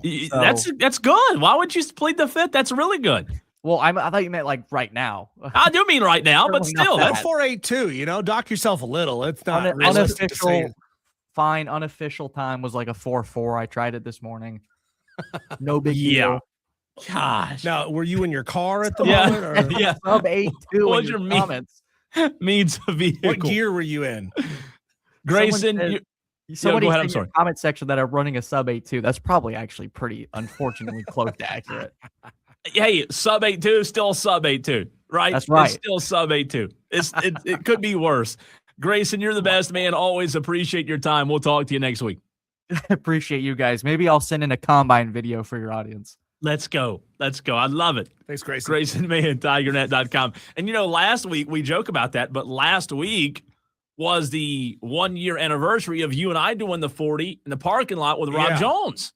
Yeah. That was 1 year ago. I think it's only fair, Cole, for us to subtract time from that, because do we really think Rob Jones was keeping accurate time? I do, because mine was good. I don't remember. I don't know if he would remember what mine was. I know it was good. People, debated if it was true or not. Sub 5 second 40, didn't you? It was surprisingly really good. That's why everybody said, "Oh, yeah, it's not true." So I think what I'll do is I'll email Rob. I'll text him and see when he's going to be back in the office. He works from home, but he does come in the office once or twice a week. So I'll email Rob Jones and see when he's going to be back, and we'll have to make Redo that. Yeah, I think so. See where we are compared to a year ago. I'm going to need time. Okay, I'm going to need 2 or 3 days heads plan with pain management and massage therapist. I want to make sure that nobody gets hurt. Yeah, at least 48 hours. I'll try to give you a 48-hour head start. How about that? Heads up. We've got to get into our daily wires, Diesel. That's next.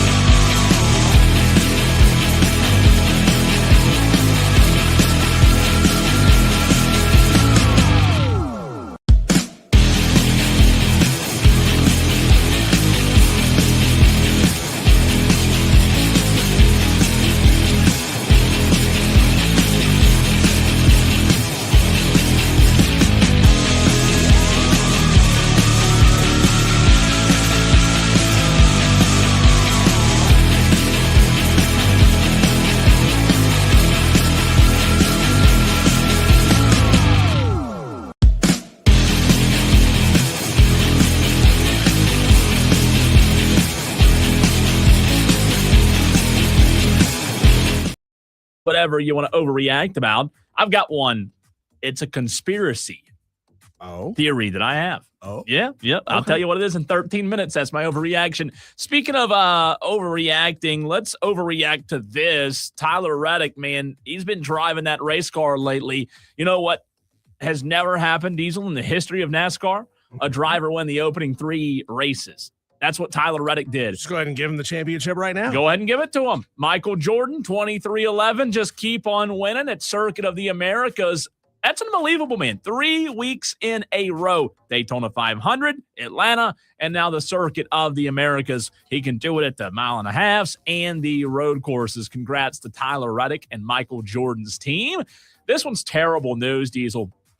I don't know if you saw this over the weekend. Colorado quarterback Dominic Ponder died early on Sunday morning in a single car crash, according to police, just 23 years old. That's awful. Terrible Awful news, man. In New York, the number 1 Yukon Huskies completed their 11th. This is unbelievable to say out loud. 11th undefeated regular season in program history after their 85-49 win over St. John's. The Huskies are 9 wins from repeating as national champions and tallying their 7th undefeated campaign. Gino, that thing is a well-oiled machine. I know that they schedule tough. You can't really schedule a whole lot tougher than what they're scheduling. No. But they just beat St. John's, who's 21-10. So they're not a bad basketball team. They just beat them 85-49. They just beat them by 36 points. Now, I know, and we've had this conversation with Lulu Kesson. I know the whole sport is rising as it gains popularity and attention. But there's still an ocean between the top 2 or 3 programs and everybody else. There is, and you saw last year South Carolina had a great season but fell to UConn in the national championship, and sometimes you just don't feel like they're beatable. That's how good they are. In San Francisco, Golden State Warrior star Stephen Curry will sit out at least 5 more games because of his persistent right knee issue. The team said Sunday the Warriors will reevaluate Curry in 10 days, meaning he will be absent from their upcoming games against the Clippers, Rockets, Thunder, Jazz, and Bulls. He sat out now 10 games in a row, and the Warriors are 4-6 without him. Surprised. That's what happens when you turn 50 years old. You start slowing down a little bit. Yeah, that's the truth. Clemson took 2 of 3 from South Carolina in the Palmetto Series rivalry over the weekend. Diesel, the Tigers now 10-1 on the season, while the Gamecocks are 7-5. Speaking of Clemson, how about Brad Brownell, Big Bad Brad? You can call him that when he wins. And the Clemson Tigers snapped the 4-game losing streak on Saturday, 80-75 win over the Cardinals. The Tigers now 21-8 and 11-5 in the ACC. Now, not so good news. Lamont Paris and the Gamecocks are now 12-17, 3-13 on the season after an 87-68 loss to Georgia. Are you surprised? No, I'm not. This team is not good. They're good at losing. They're really good at that. They do it a lot. They're really good at that. They do it a lot. Don Staley and the Lady Gamecocks finished the regular season 29-2 after a close win yesterday over Kentucky, 60-56. The Gamecocks have a double bye in the tournament right here in Greenville. They'll play on Friday at noon. Who they play is still TBD. Diesel, the season for the Burns Running Rebels came to an end Saturday night in the Upper State Finals with the 84-76 loss to Ridgeview. Lane Fowler and the Running Rebels finished the season 23-6. Locally in basketball, not a good weekend for local basketball teams. Furman Paladins dropped their regular season finale to Western Carolina, 86-67. Not really close. Paladins finished the season, Diesel, 19-12, 10-8, and will play Sanford on Saturday in Asheville at 6 p.m. You know what I haven't figured out? Why are mid-major conferences finishing their seasons a week early? Yeah. Why? I mean, either schedule 2 more games or schedule some extensions, like Clemson had a week off between games. Why not do that same thing? I don't understand why you want all this extra time. Need a break. I mean, I guess it's to get your conference tournaments on TV. Yeah, maybe. A week early. Maybe. It's the reason why you play week 0 games in college football. But it just seems like having that extra gap is bad for you once you make your way into the national tournament. Not a good weekend for Wofford over in Spartanburg. They lost to Citadel, 93-90 on Saturday. A high-scoring game there. Just not good. Last one for you. The Charlotte Hornets now 30-31 on the season. They're winning, Diesel, after a 109-93 road win against the Portland Trailblazers. Charlotte still the 10th seed. However, you got to remember, in the play-in tournament, it's 7 through 10. The Hornets are only 3.5 games back out of the 6th seed, which is a guaranteed playoff spot. That's not bad. There's still a lot of basketball to be played. Charlotte's playing good, man. They play the Mavericks at home tomorrow night at 7 o'clock. Ooh, and Mavericks aren't great. No. So they could get themselves back to 500. Con versus Cooper Flag. I'm going to need that link you keep talking Yeah. I mean, the one link. you don't talk Actually, I don't know what you're talking about. Yeah, whatever. I say we just go. We need Odyssey to pay for tickets up there. Yeah. I don't think we can get in anymore. It's probably selling really well. I know.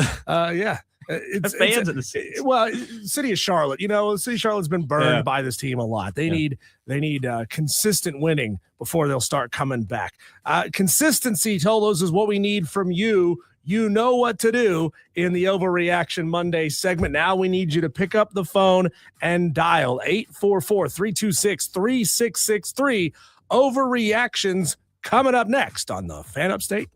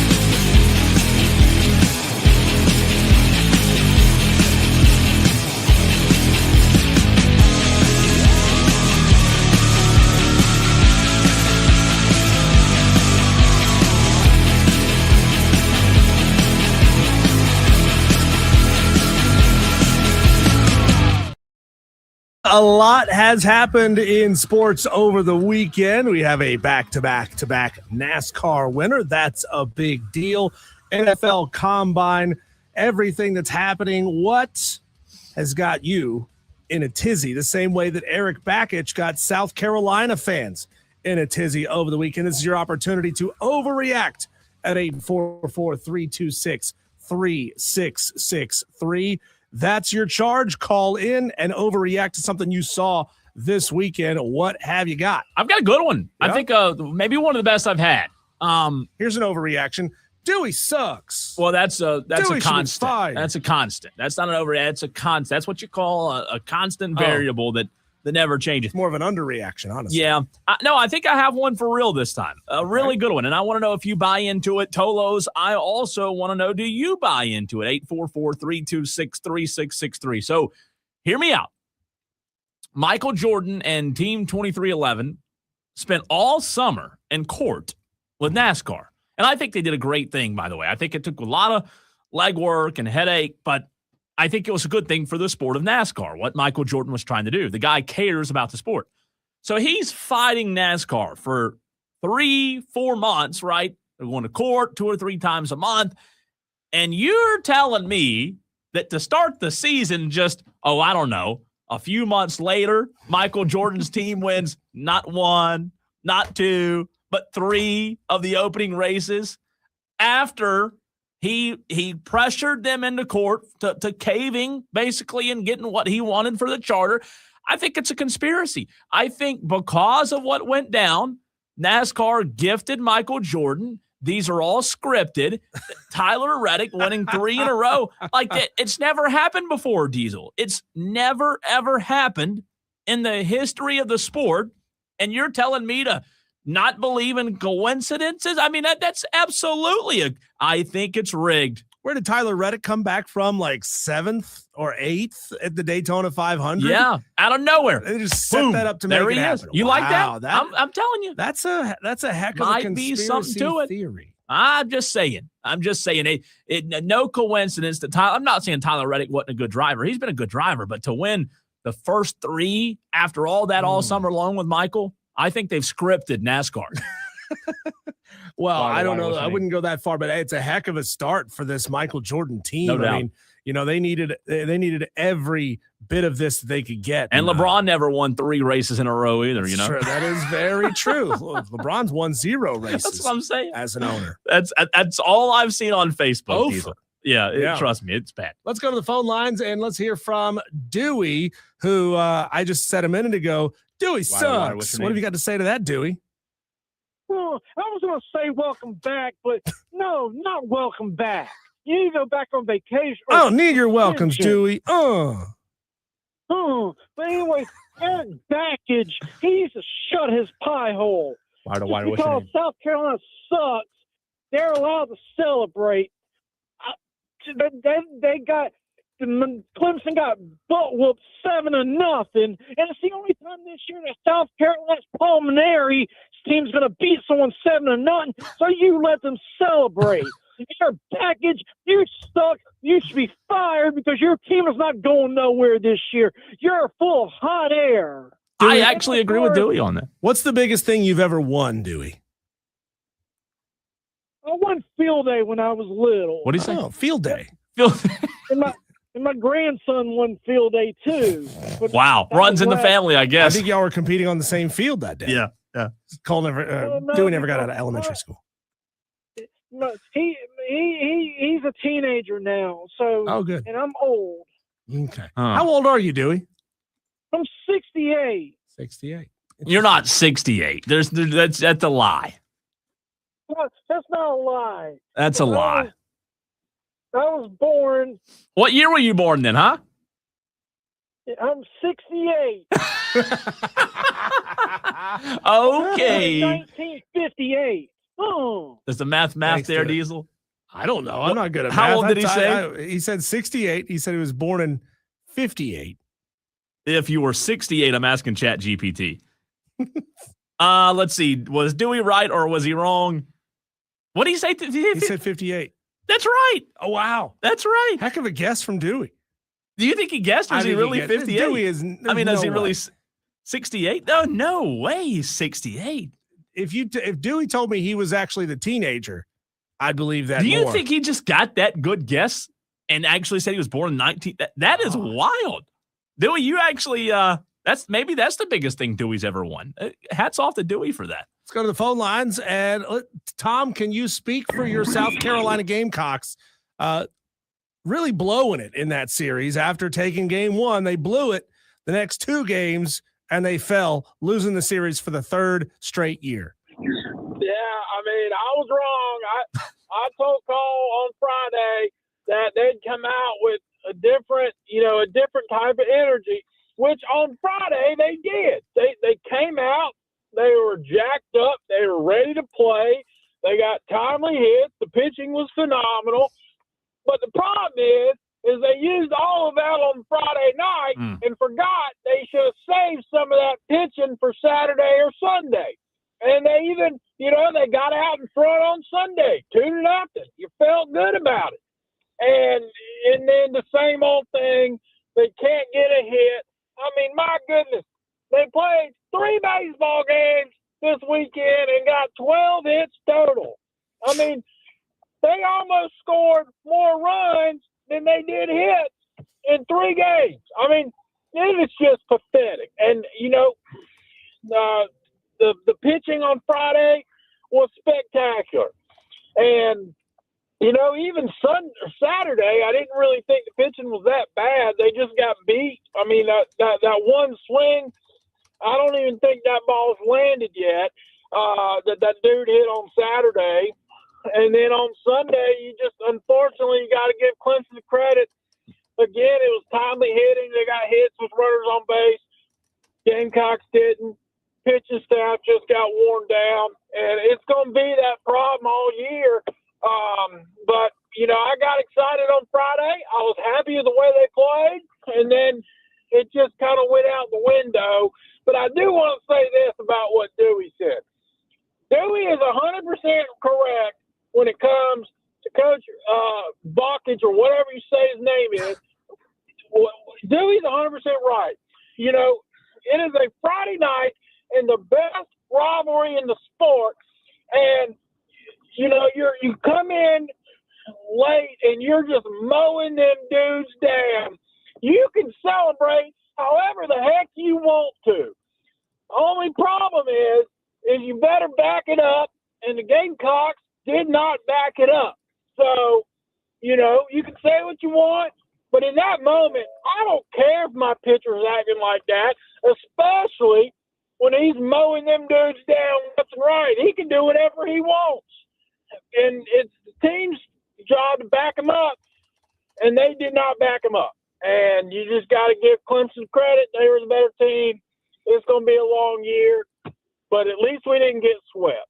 That's the positive. Way to look at the bright side of things. Does Tom. Palmineri make the end of the season as the head coach, Tom? He'll coach through the year, but I mean, this baseball team, we might win 9 conference games. Won what, 7 last year?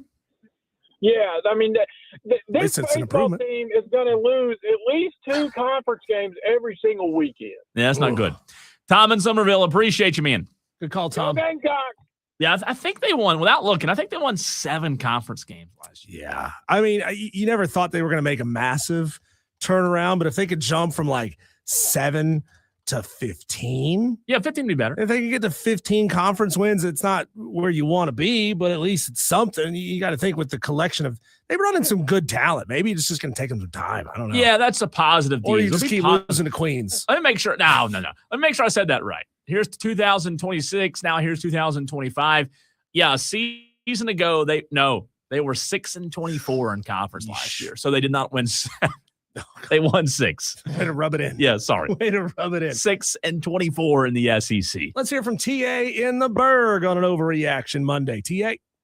Wow, I always call somehow behind Dewey in some form or fashion. Because he calls every day, man. He's like the mailman. Do you feel smarter or dumber after you listen to Dewey? I can't tell. I'll break it down like this. The normal human being has 48 chromosomes, and I feel like I have 47 after listening to Dewey. That's going on a promo. That's definitely going on a promo right there. Yeah, I got 47 until I can get myself back together. But Cole, you're a sports guy, man. You cannot possibly think that NASCAR and Michael Jordan has got a conspiracy going. Well, I Is mean, it good for 3 NASCAR? races in a row, TA? Okay, Joe DiMaggio getting, 45 hits? Everybody's serving him up basketball so he can keep his hit streak going? I mean, It's come impossible. on. There's so many variables that go into winning a race. I mean, it could be something as simple as a hot dog getting out in his way and blocking his airflow coming to his intake and slowing him down. I mean, there's so many variables to I don't believe in it. Oh, man, that's just crazy. 3 in a row. Let somebody else win, for crying out loud. What do they say? Records are made to be broken. That's and true. I doubt he'll win That's true. 4. 3, somebody's going to win 3 one day. And one day, 20 years from now, somebody will win 4. And there'll be a Cole Bryson saying that was a conspiracy. By the way, what keeps radio going. That's right. TA Shane Barrett coming in with the real knowledge over here, the big brain on Shane. He says, I'm pretty sure we humans have 46 chromosomes. We have 23 pairs, so Dewey gives you 1 extra chromosome. Oh, I'm sorry. So 46. Okay, so wow. You're still off So by he makes 1. me That's all that smart. matters. Yeah, that's all that matters. Yeah. He messes me up. You might have 28, though. You might have 28. He's got to quit doing that. I mean, Dewey, you're just Dewey, man. You just keep doing what you're doing, Dewey. TA, thanks, man. TA. Oh, it's good stuff. Good all right, stuff. you ready? You have the sound effect going? Oh, no. I'm glad you said that, though. Let me, ho, ho, ho. Wait a minute. Whoa. All right, I'm ready now. All right, let's go to Dan B. That's pretty Welcome good into time. the show, Dan. All right, so 3 in a row, because Christopher Bell didn't do that last year. Where was the conspiracy there? No. The first 3 races of the season. It wasn't After a court case. Okay. No, yeah, right. So Michael Jordan is sitting in there with the presidents of NASCAR, and they're doing their, okay, let's just end this, let's settle it. And Jordan's like, yeah, man, you got to give me Daytona 500. And they're like, yeah, sure. I mean, he's influential. Like, okay, he's the best let's basketball player ever. And Jordan's like, well, no, but I also want Echo Park. And they're like, oh, man, we can't give you two super speedways in a row. He's like, all right, well, let's just go back into the court. And they're like, fine. We'll just give you the 2 super speedways. He's like, oh, no, and I want Coda too. So man, we can't give you the first 3. He's like, all right, so let's just go back into the court. We'll just handle this like men, and we're going to whip your tail. So I think that sounds reasonable. Fine. We'll give you the first 3. Really? Is that how it happens? Yes. Is that how it works? You did a great job. You did a great job of explaining that, Danby. I will not take credit for it. I believe Jordan Bianchi, that was his take yesterday on the teardown. I'm pretty sure that was his. So who is it? Jordan Bianchi well, from The Athletic. I'll tell you this. I didn't steal it from him because I didn't watch the race yesterday, but credit to him. Smart minds think alike. But no, and dude, today has been nuts. I've already seen a video where somehow Shane Gisberg is apparently calling Reddick a cheater, but I get it. I think it's fake news, a stupid AI YouTube video. I didn't even get around to seeing the whole thing because I was clicked off. But and then you got other people saying what you guys are saying, that it must be rigged. But come on, I like TA. The hot dog that goes down the intake as a variable that could end a race. We've all seen the hot dog wieners get stuck in intakes. I mean, it happens. Yeah. What kind of YouTube videos are you watching? I watched Daytona 500. Now, a banana peel would have been, that'd been believable. Slipping on a banana peel. Really? You think NASCAR fans are eating Well, bananas? that's a good point, too. That's a good point. Yeah. You're right. The hot dog, you're right. My if it doesn't apologies. come out of a can, they don't eat fruit. Yeah. Buying a sausage has a better chance of being on the NASCAR track than a banana peel, right? There you go. Let me ask you, can you bring food into a race just like you can bring alcohol, or is it just drinks? I don't know. Yeah, you can bring food. Okay. Yeah. I've brought sandwiches in baggies before. Gotcha. As long as it's in the cooler or whatever that you bring in. Yeah. As long as it's in their approved size cooler, Yeah. you're good to bring pretty much anything. That's pretty cool, man. That's Do you still wait one to cool. throw your trash on the track, Dan, or do you do it early? I never do that. Nobody. Did you see the guy who threw the? Somehow it ends up out there anyway. I'm not strong enough to hurl something over that. That's tall, true. man. Did you see the guy who threw the ashes, Dan, at Daytona? Yeah. Well, I didn't see it. I heard about that the following day. I heard that the guy was such an idiot that it blew right back in his face. It did. So. He did. He did it when the car. He did it like in a turn. They were coming on the turn, and he threw the ashes and it right back on him. Yeah. It's the big Lebowski. That's the epitome of NASCAR. Big Lebowski when the ashes went back in his own face. Like that is the epitome of NASCAR. No, they went. He was dumping his uncle's ashes or whoever, his brother, and it went into Lebowski's face, and he didn't even realize it until he turned around, and Lebowski's standing there, and he's like, "You are," I can't say the word. Walter.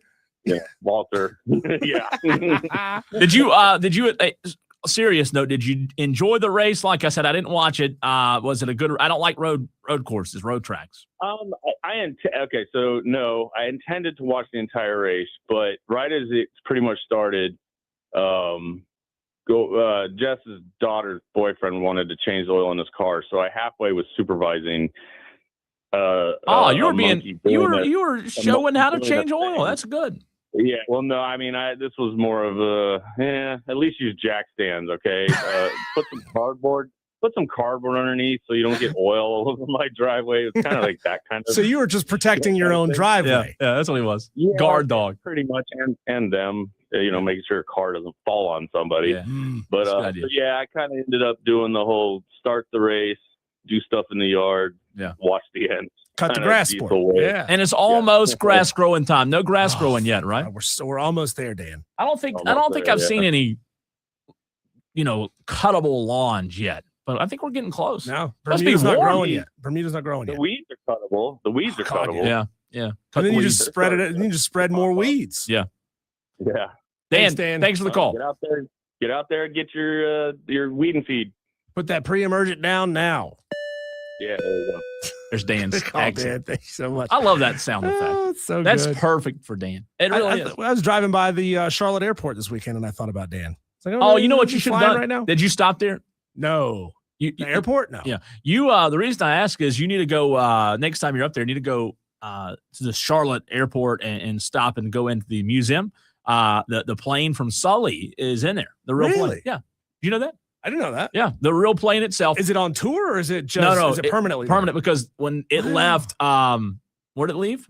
Was it whatever airport it left in New Jersey? JFK, LaGuardia. I think it was LaGuardia. Maybe I forgot. Anyways, it was on the way to Charlotte. Sully was on the way to Charlotte when it left, and they had to land in the Hudson. Yeah, and because it was on the way to Charlotte, Dan probably knows this.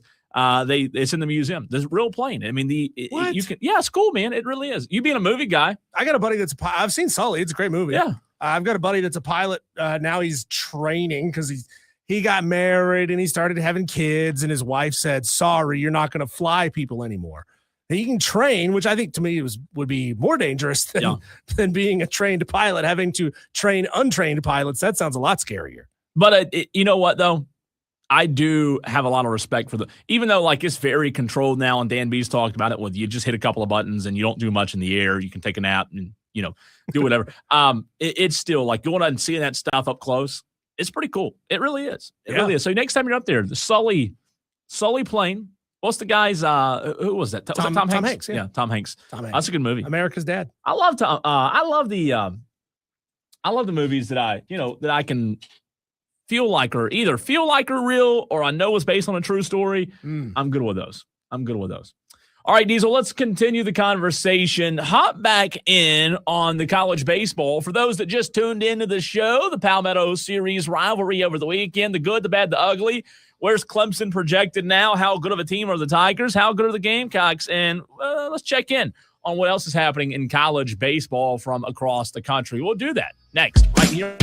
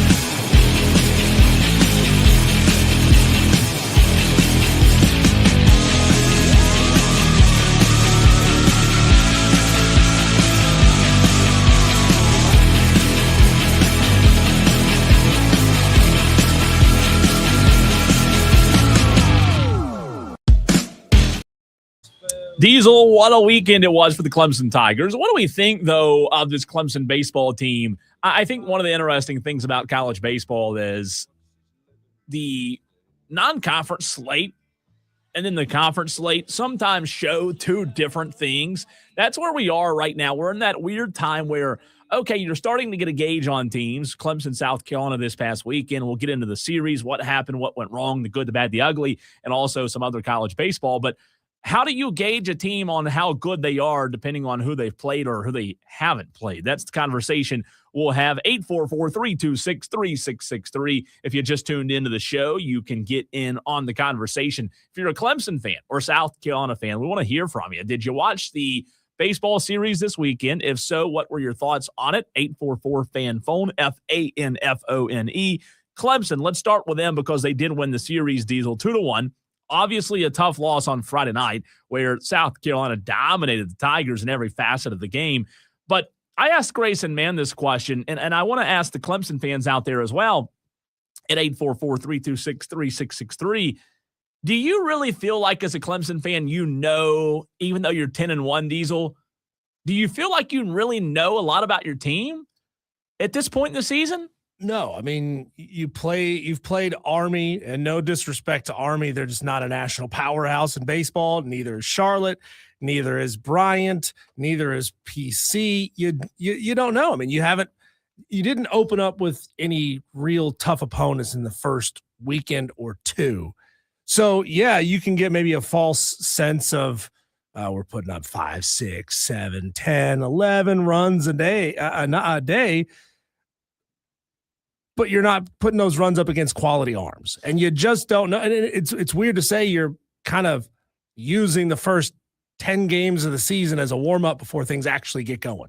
Yeah, I mean, you look at some statistical categories across D1 baseball, like Clemson's up there in a lot of these categories. I mean, let's take, for example, ERA, where their arms were good this weekend outside of Friday night with Canuck. Canuck wasn't great Friday. I know they had the rain delay in Columbia, Diesel, and I don't know how much a pitcher is affected by having to sit and wait like they did, a couple of hours.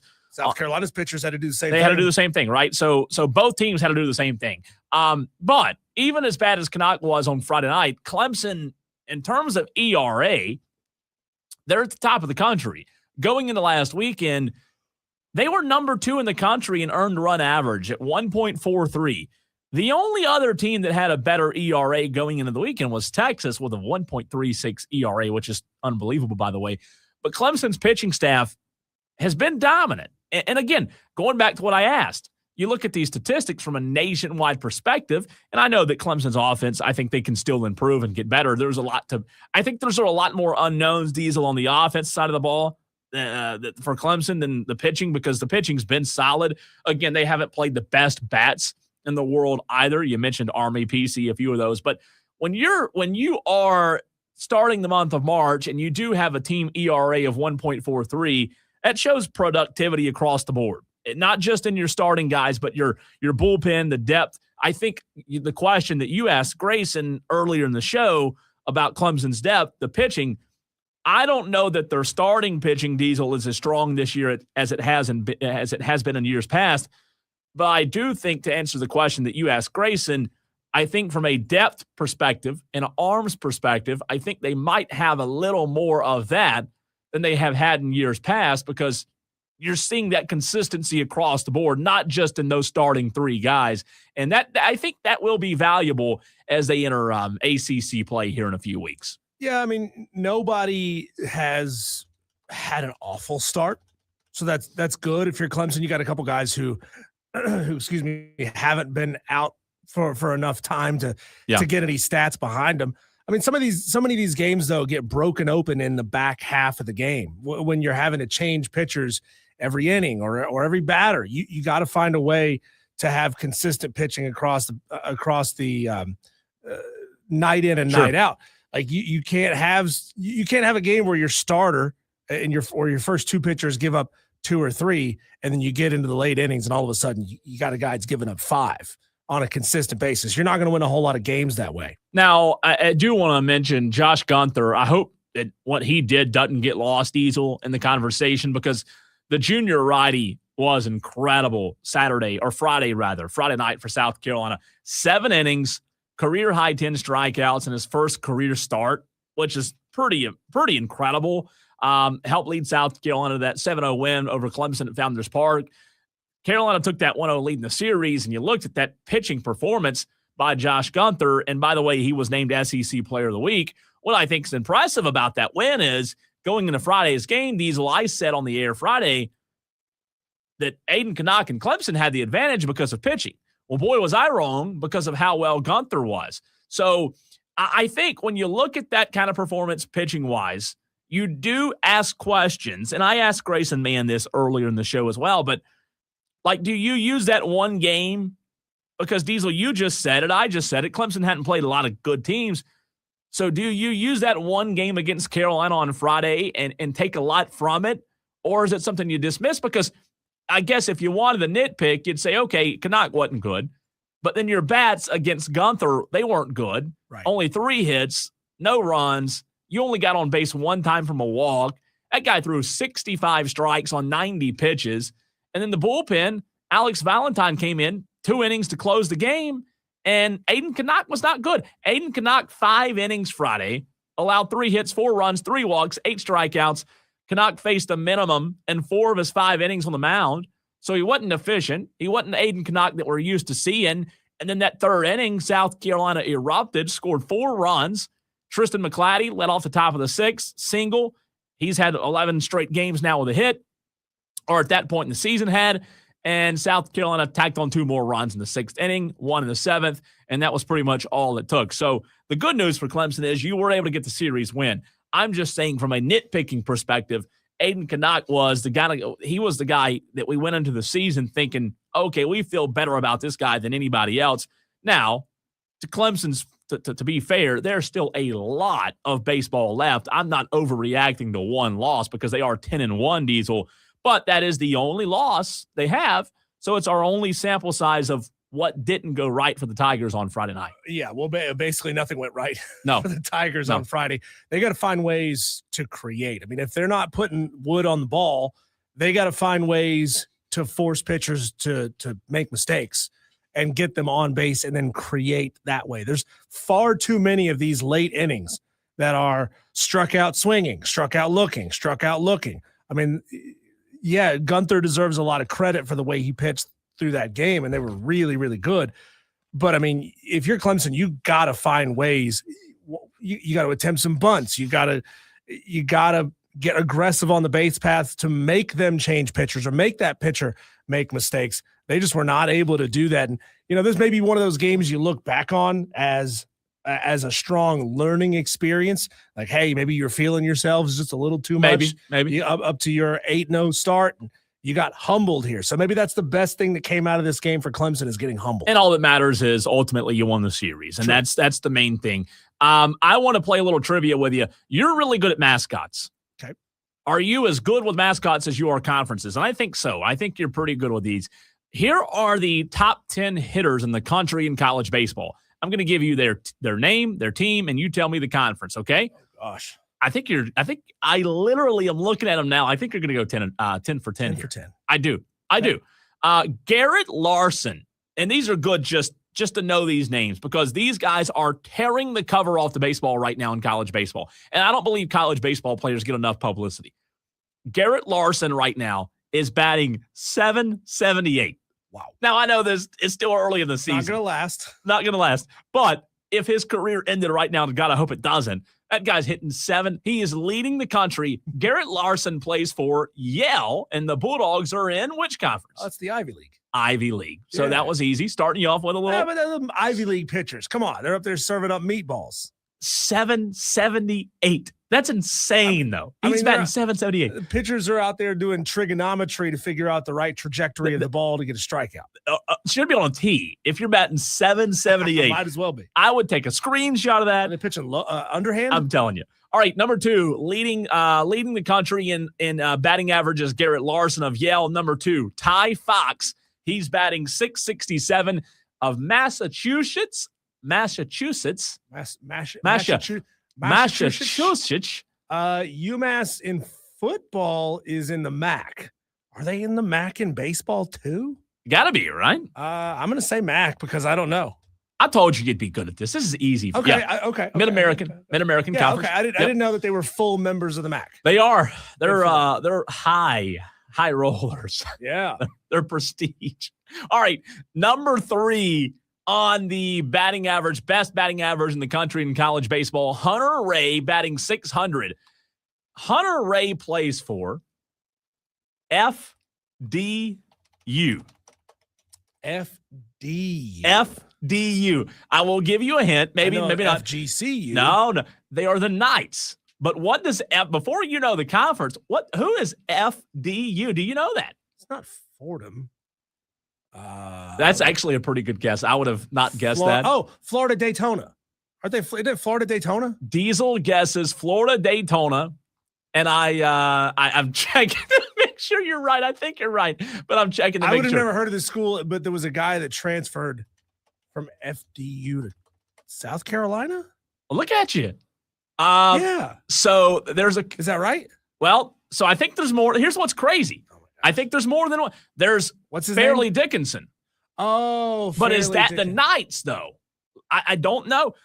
You've heard of Fairleigh Dickinson, right? Yeah, they're up in New Jersey I like or somewhere mostly up north. Dickinson. Really, it is Fairleigh Dickinson. Is that right? It is Fairleigh Dickinson. The Knights. Yes. Okay, so they are the Knights, and I believe they're up north somewhere. Maybe New York, New Jersey, something like that. So, do you know what conference FDU's in? God, this one's tough. Are they in the MEAC? They are in the Northeast Conference. The neck. The neck. But what's weird is, here's what's weird about Fairleigh Dickinson. They compete D1 and D2.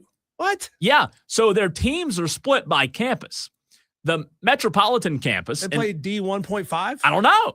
The Metropolitan campus, Diesel in New Jersey, fields NCAA Division I teams like the Knights, while the other campus in Madison, New Jersey, fields D2 teams. What? Is that not wild? That should be illegal. I know.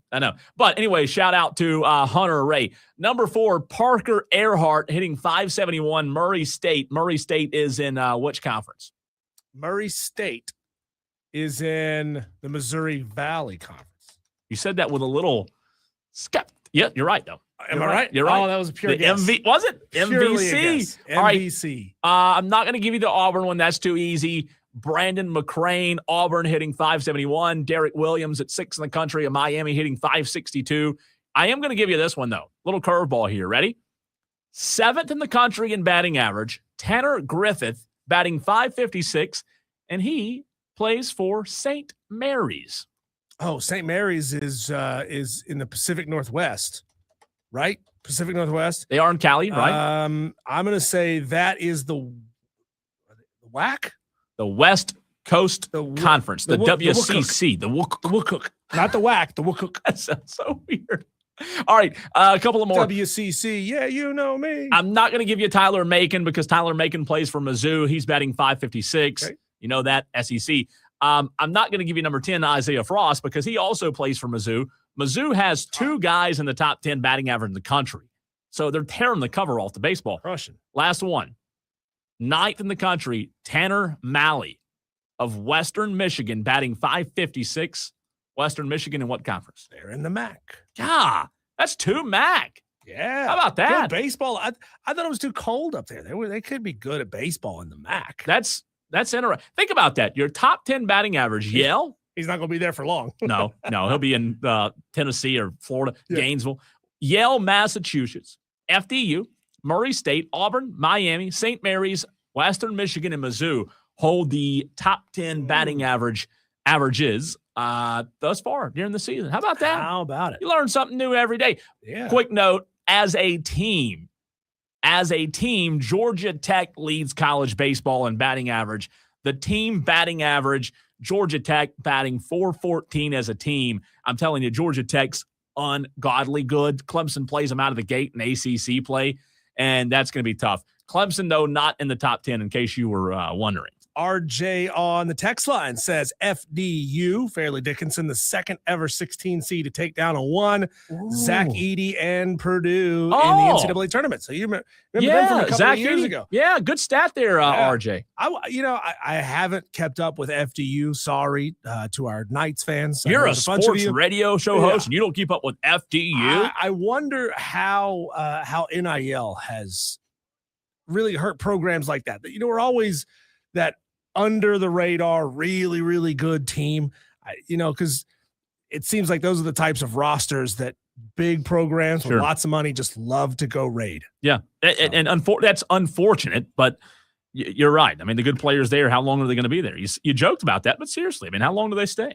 When we come back, Cole, there is a big time proposal in college football that I think finally, as we've hated basically every change to college football over the past 10 years, I think fans are going to get behind this one and vote yes unanimously, which means, of course, the people in charge will vote no because they never do anything fun. We'll talk about it next.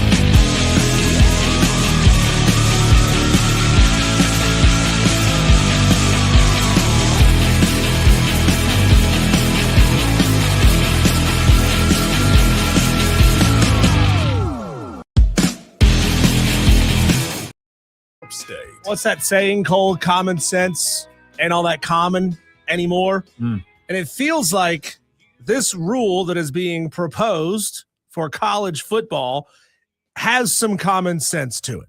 It also kind of feels like a half measure and not the real way they should be handling this. But if you missed it, this came down late last week, Cole. The NCAA is proposing a 1-year trial rule that would change how targeting penalties affect the player going forward. Yes. So in the first instance of targeting, the player would be disqualified for the rest of the game. But if it occurs in the second half, it will not take them out for the first half of the next game, which I think a lot of people look at it and say, well, that's a really dumb rule. Why in the heck would you penalize a guy for the first half of the next game, especially if you get hit with a penalty against some crappy no-name team you're beaten by 40, and then you could be out for the first half of a really important game the following week? I think the biggest problem with it is one word: intent. You don't know the intent behind the targeting call. And like, I'm all for if it's an intentional targeting, like you're going head to head. I don't like that. I think that doesn't belong in the game. But I would say, Diesel, I'd probably predict most targeting calls are accidental. Sure. So you're telling me a guy made an accident. This new rule you've created in the last, 10 years, he accidentally hit somebody high. And because of that, you're going to punish him not only this week, but next week.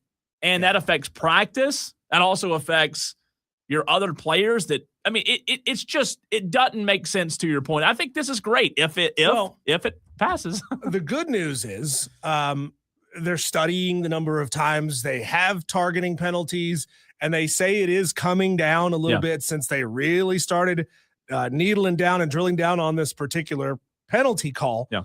They are seeing targeting come down. It's not coming down as fast as they would like, because you just can't, with the nature of football being bang, bang plays and bodies flying in all manner of directions, you can't completely eliminate a helmet, any player dropping their helmet.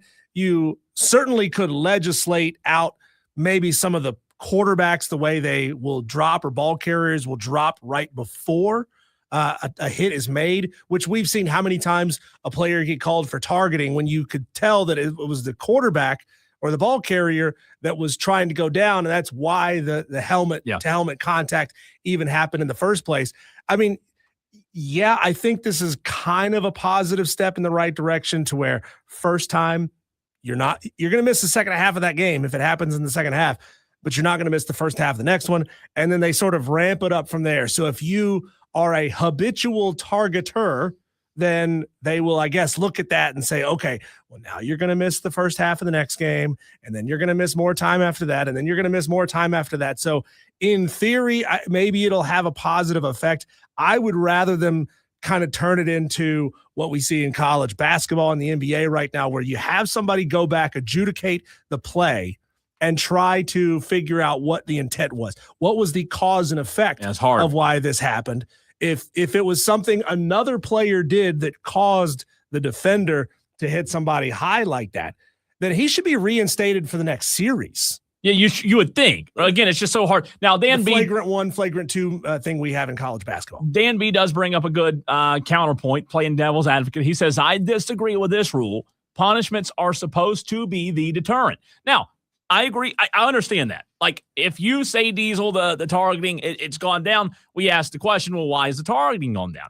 So I guess the answer a lot of people would have is, well, targeting has gone down because the rule, right? If that's true, I guess there is a little bit of truth to what Dan B says. Do we believe, though, that players will be more inclined to commit a first targeting penalty because they know they're not going to get penalized for it very strongly? I don't think so. I think there has to be a penalty for it. If there is a penalty for it, the players are going to play different. But what the players can't control in the real time is how long that punishment's for. I don't think, you know what I mean? I don't think it matters. Like, if a player's coming downhill and he thinks to his mind, hey, this is probably targeting. Well, I won't get suspended next week, but that doesn't cross a player's mind. Having a rule in place, you have to have a rule in place. I'm with you on that, Dan B. There needs to be a rule, but I don't think suspending the player for the next game crosses their mind, Diesel, in the split second. I'm okay with targeting penalties if you got the same player getting targeting penalties multiple times throughout the season, increasing the penalty as it goes along, because now you're saying, all right, you could make the argument that is a habitually dirty player. Yeah. And you want to get that guy out of the game. But then what happens when one of these guys gets a lawyer and sues and says, you cost me my entire season through targeting penalties?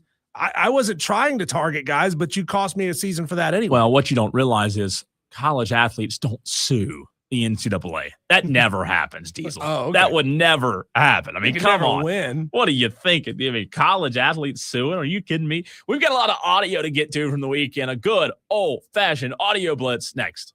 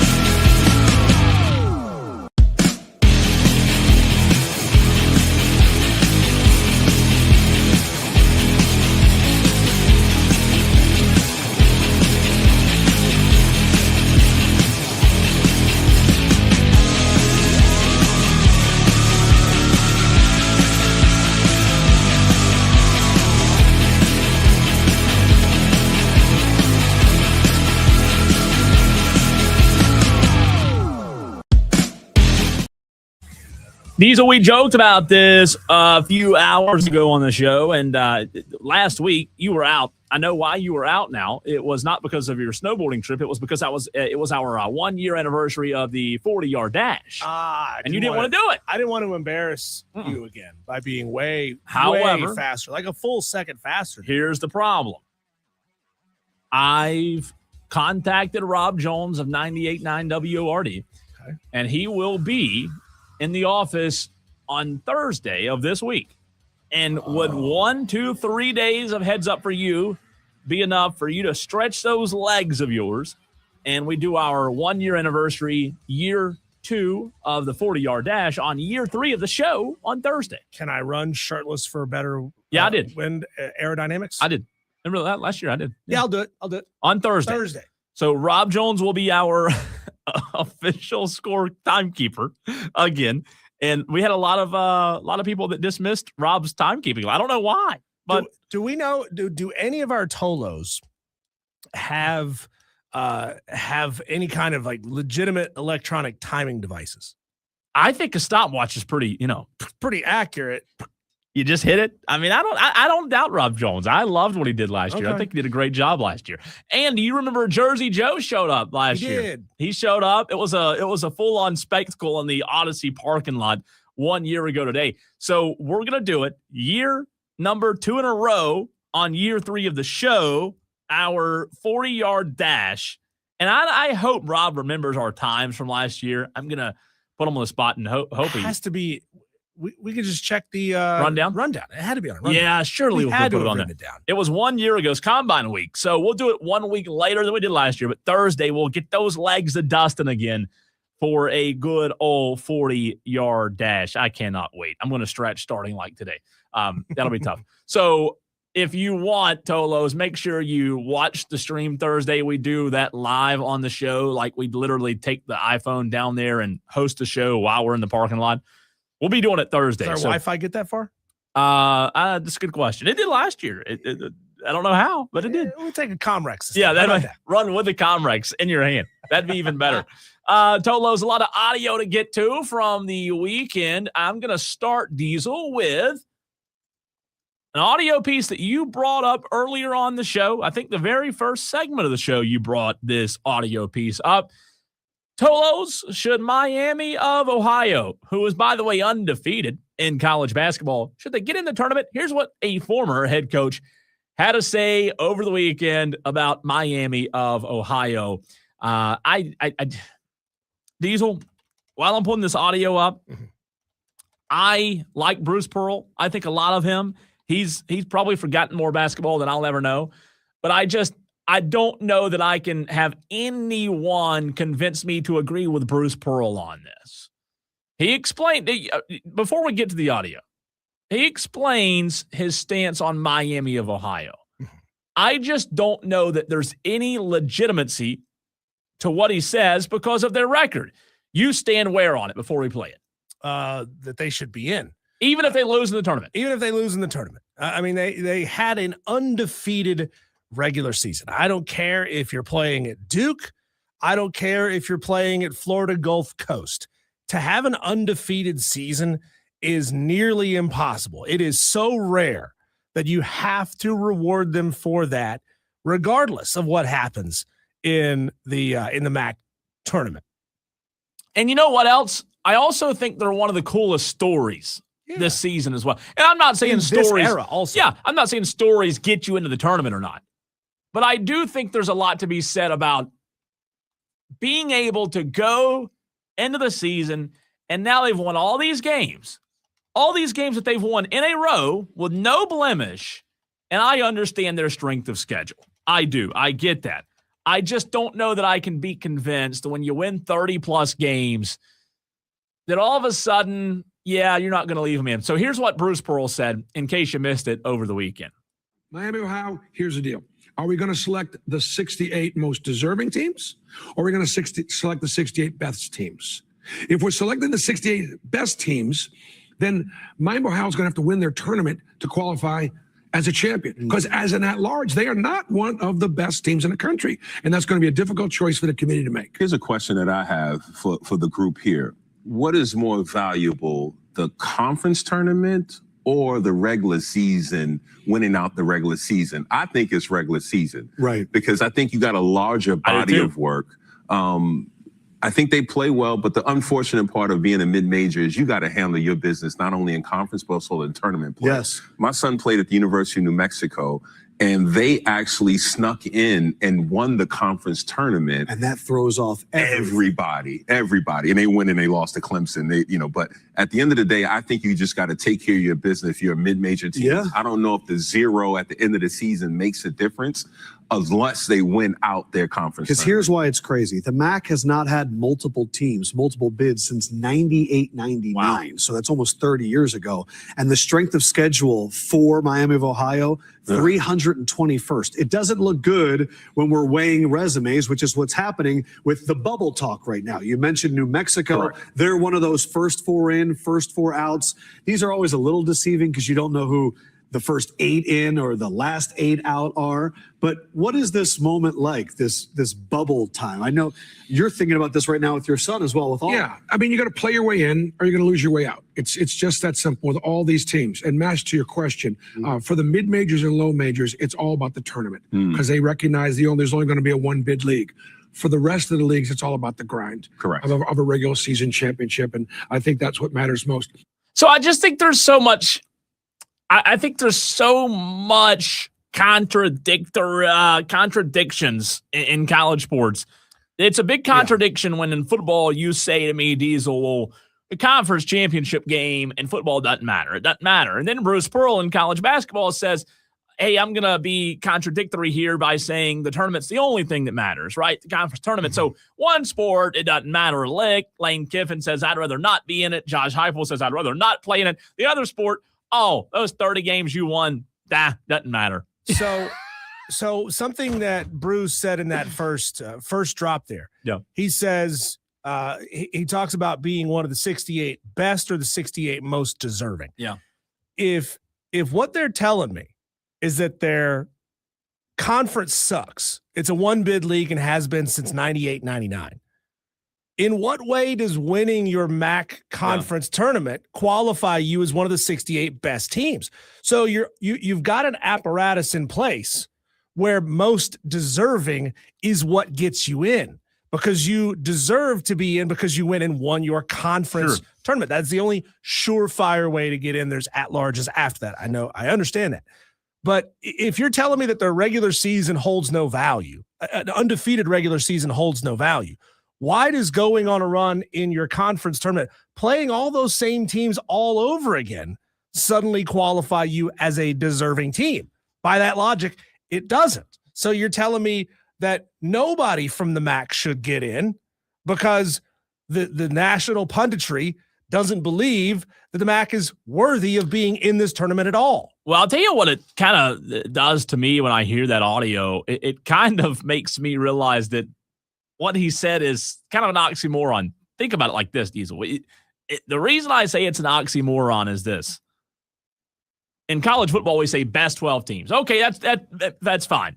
Best 12. But it sounds like an oxymoron to me when you say the best 60, what do you say, 68 team? Yeah.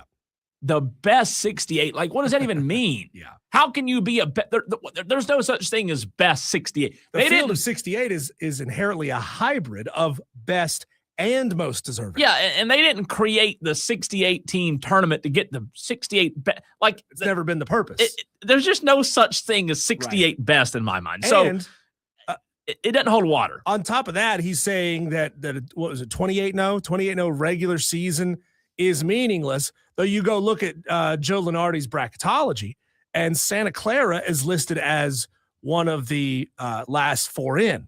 Yeah. Santa Clara is 1-5 against quad 1 teams. They've lost a game against a quad 2. They lost a game against a quad 4 team. So when you're weighing resumes, I mean, yeah, it's not good that you didn't even play any quad 1 teams, but also if a majority of your schedule is your own conference and your conference stinks, you're not going to get very many opportunities against quad 1 teams. But against the quad 2, 3, and 4, you handled business. You won every single game. So why are you telling me that losing 5, 6, 7 games, losing 7 games, 5 of them against quality teams, is somehow better than going undefeated. And I think the worst thing that could have happened is Ohio State beat Purdue Saturday. And I'm telling you, I'm just telling you, it's going to happen. They're going to find a way to get Ohio State in. Here's what they need to do. If they really wanted to fix this, and they don't. No, they don't. If they really wanted to fix this, what they would do is implement a scheduling structure that guarantees that every team gets a minimum number of quad 1 and 2 opponents going into the season. Or take away the automatic bid.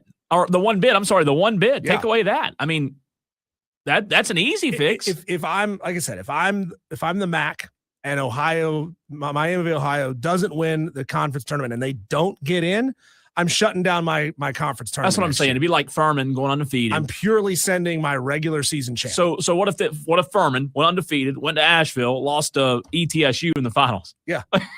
All of a sudden, you're not deserving because you didn't play anybody all season long. ETSU is going to the dance. See, I think Furman in that case would be more deserving. I do. It's crazy. All right, what did Michael Jordan say after his rigged 3rd straight win of NASCAR? Are you kidding me? Here's Michael Jordan. 77-year history of NASCAR, Michael. This has never been done. What can you say about the domination by your team today? It's time for change. Time for change, and the guys feel the same thing. And Tyler came in with most pressure. I guess everybody expected him, or he had a chance to win 3 in a row. That's the hardest one to win, And he kept to his strategy, and man, the guys put together a great car, man. I do agree with Michael there that the fact that no driver in the history of NASCAR has ever won the first 3 off the rip, the percentages of you winning 3 there, that's got to be the pressure's got to feel like, all right, it's never been done. I'm not going to do it. It's not going to happen. That's even though I was kind of overreacting the 5 o'clock segment, it is really impressive that, to TA's point, and he's right, in NASCAR, a tire losing a little bit of air can cause you and can cause all kind of havoc. And the fact that this guy somehow finds a way to be there 3 in a row, I mean, that's up there, Diesel, in the history of NASCAR. I mean, it's never been done. So think about that. Did he just say that the Daytona 500 is the hardest race to win? Is that what he just said? One more time. I think 77-year history of NASCAR, Michael. This has never been done. What can you say about the domination by your team today? It's time for change. Time for change, and the guys feel the same thing. And Tyler came in with most pressure. I guess everybody expected him, or he had a chance to win 3 in a row. That's the hardest one to win. Third, yeah. He kept to his strategy, and man, the guys put together a great car, man. 3rd in a row. I thought he was going to say that I thought he was saying the Daytona 500 is the hardest one to win. And I get that, the Daytona 500 has all this buildup and all this anticipation, Yeah. but to me, it's just any other race, right? I mean, it's no more difficult than racing again in Daytona in 4 months' time. Yeah. It's no different than racing at Talladega. I mean, I know the tracks are different. I'm just saying, the Daytona 500 has built itself up through marketing as the Super Bowl of NASCAR. Mm-hmm. But why is the first race the Super Bowl of NASCAR? It's not the Super Bowl. It's just the most anticipated because it's marketed itself as such. It's like saying that Grey Goose is the world's best vodka. It's not. It just has great marketing. I'll tell you one thing, though, that I've noticed this year in the first 3 weeks. And I didn't watch Sunday, but I just watched that video that I just played. I wasn't alive during all of MJ's prime, but I've seen a lot of interviews and The Last Dance. I've never seen Michael Jordan happier than I have. I'm telling you, that guy's right now he looks like he is having his ear to ear. And I know he's happy winning 6 NBA championships. I'm not saying he wasn't, but that guy Diesel, there's just it just seems like he's having fun. And I think that's the best thing for this sport right now. Having a guy like MJ having fun, winning.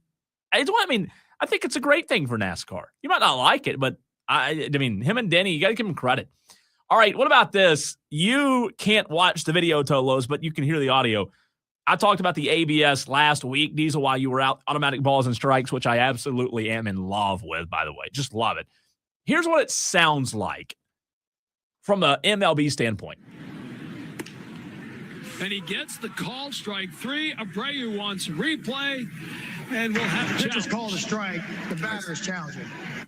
Is the strike 3 call. He's already 3/4 of the way down the line. And now you look good. That quick, that fast. Good. You got the call right. You take the bag. You're already there. So, Diesel, for those that can't see the video, Abreu, he had the – I'm watching it again. The pitch came. It hit the glove. He starts walking after he taps his helmet twice. So you tap your helmet twice for the challenge, right? And again, one more time, you can hear it. Sportsman-like penalty call in football. Well, here's the great part about it. You know that in a normal year, a normal situation, if that happens, 9 times out of 10, what's the umpire going to do? He's going to ring him up, right? If the batter starts walking to first, he doesn't like it, but you can't do it. So now, one more time. Here's the pitch. 1. There's the called strike. 2. He taps his head. 4, 5. He's already walking. There's the call. Well, then 7, 8, 9, 10. There it is. There's your 10 seconds. About the time it takes to have the player jog down to first base to take his walk. I'm telling you, I'm in love with this. I think this is the best thing that's ever happened in the sport of baseball. It's really good. Why would you not want things to be right? I don't know if you heard this last week. I said it on the air. 52%. 52% so far in spring training of calls have been overturned in favor of the batter. Means the batter's got a better eye than the umpire does. And you know what? I know it's the umpire's job, but you got to think the batter knows the zone. They play. They're to practice. And he sees pitches. He sees for them. his zone every day. Every day. As a new batter comes up again and again and again, the strike zone changes. And it moves from letters to knees. And I think that when you talk about getting things right, I thought the pitch clock was great for baseball, and I know baseball has kind of taken its licks over the past few years. I'm telling you, the purists might not like it, but I think this is the best thing they've got going right now. Change is tough for a lot of people. I still don't like putting a runner in scoring position in late innings. Ghost runners. I don't like that, but anything that can make the calls more accurate. And hey, I hope that over time, this makes the umpires better. Hopefully. Right? Because they'll get a better sense of what's a ball and a strike. I mean, I know they know. Yeah. And I know that they're supposed to know. But still. But hopefully being called on it, challenged on it, will fix their vision of the strike zone and make them more accurate. And I've heard people say, it's going to slow the game down. It doesn't. 10 literally. seconds. I mean, literally, here's the audio one more time. I'm going to start it at 18:30 on our clock, right? We have a second-by-second clock. Here's the pitch at 18:31. He taps his helmet, Diesel, within 3 seconds. And guess what? Within 9, 10 seconds, there you have it. 10 seconds. I mean, it's incredible. You're right. It takes 10 seconds to walk to first or to walk to the dugout and the next batter to come up. I just look, is it going to be overused? Maybe. But you just can't convince me that this isn't the best thing baseball's done in a long time. It's great. I think it's doing well. All right, last one for you. Let's see here. This is how it sounded yesterday. Oh, no. This is not how it sounded. That was the wrong piece of audio, I believe. Let's try it again. Tyler Reddick, this is what it sounded like as we go to break. Diesel, coming up next, what do we have? Coming up next, we have our conversation with Grayson Mann of TigerNet. We talked to him about college baseball, the Clemson series against South Carolina this weekend. Clemson also making a big-time hire as a special teams coordinator for the football team this season. We'll get into that and talk a lot of Clemson basketball with Grayson Mann of TigerNet next. Briscoe to cover. Tyler Reddick, 2 in a row.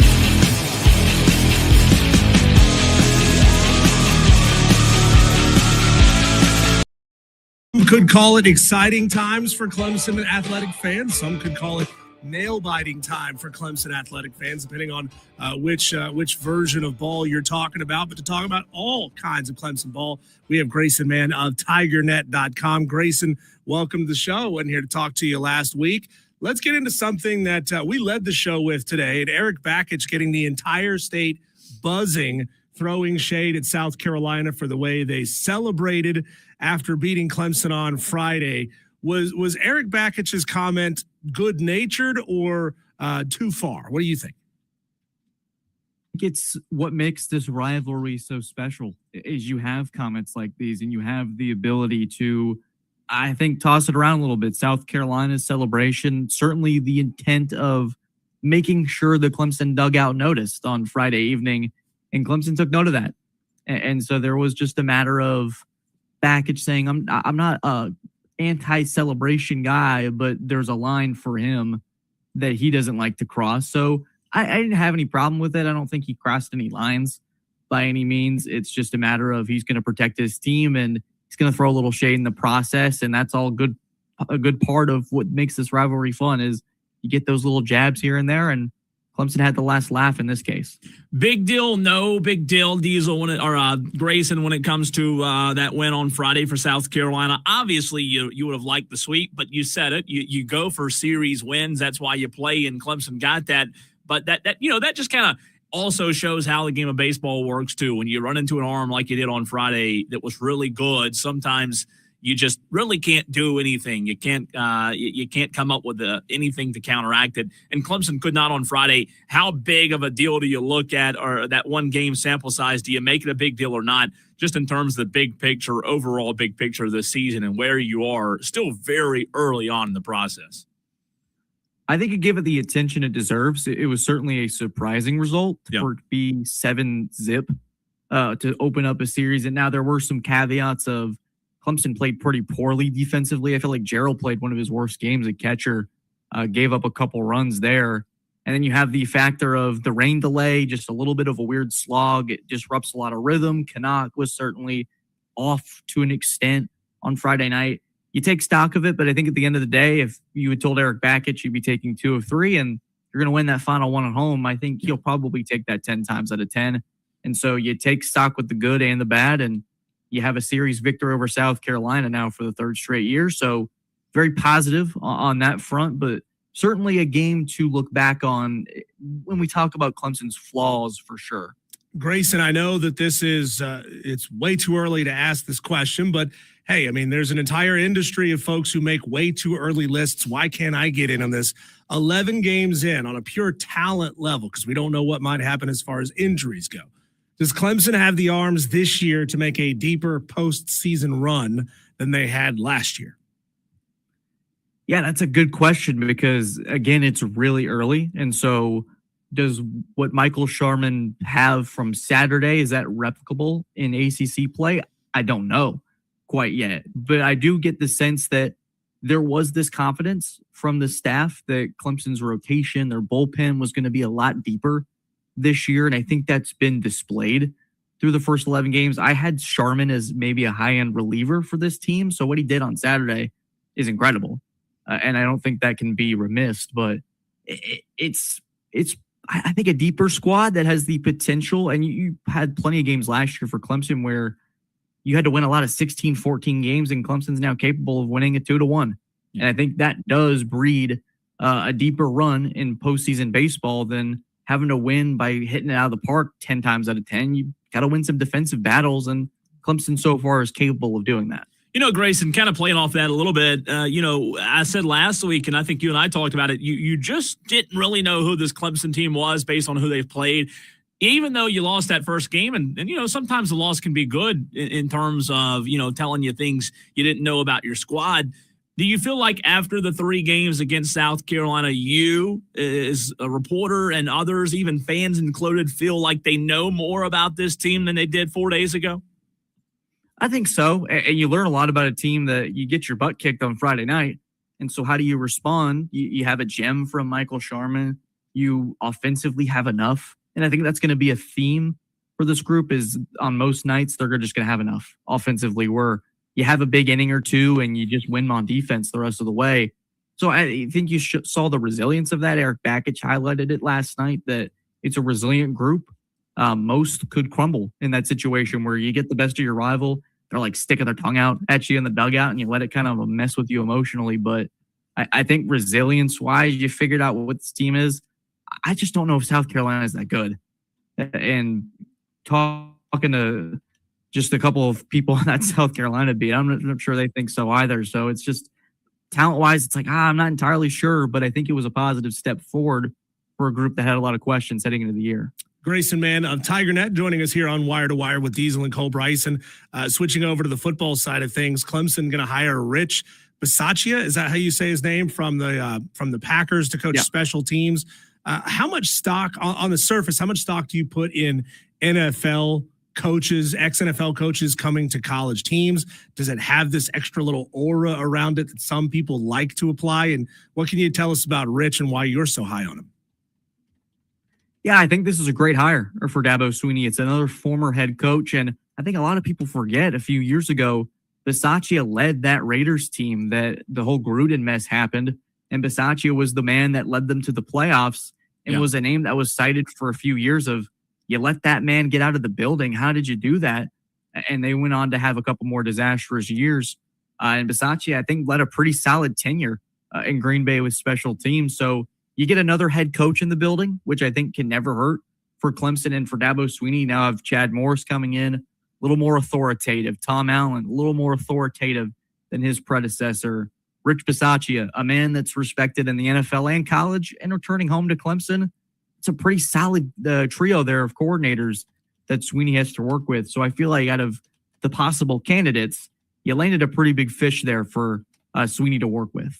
Is that position really important? Just kind of playing like, what a fan thinks, like is a fan won over in your opinion from a special teams hire?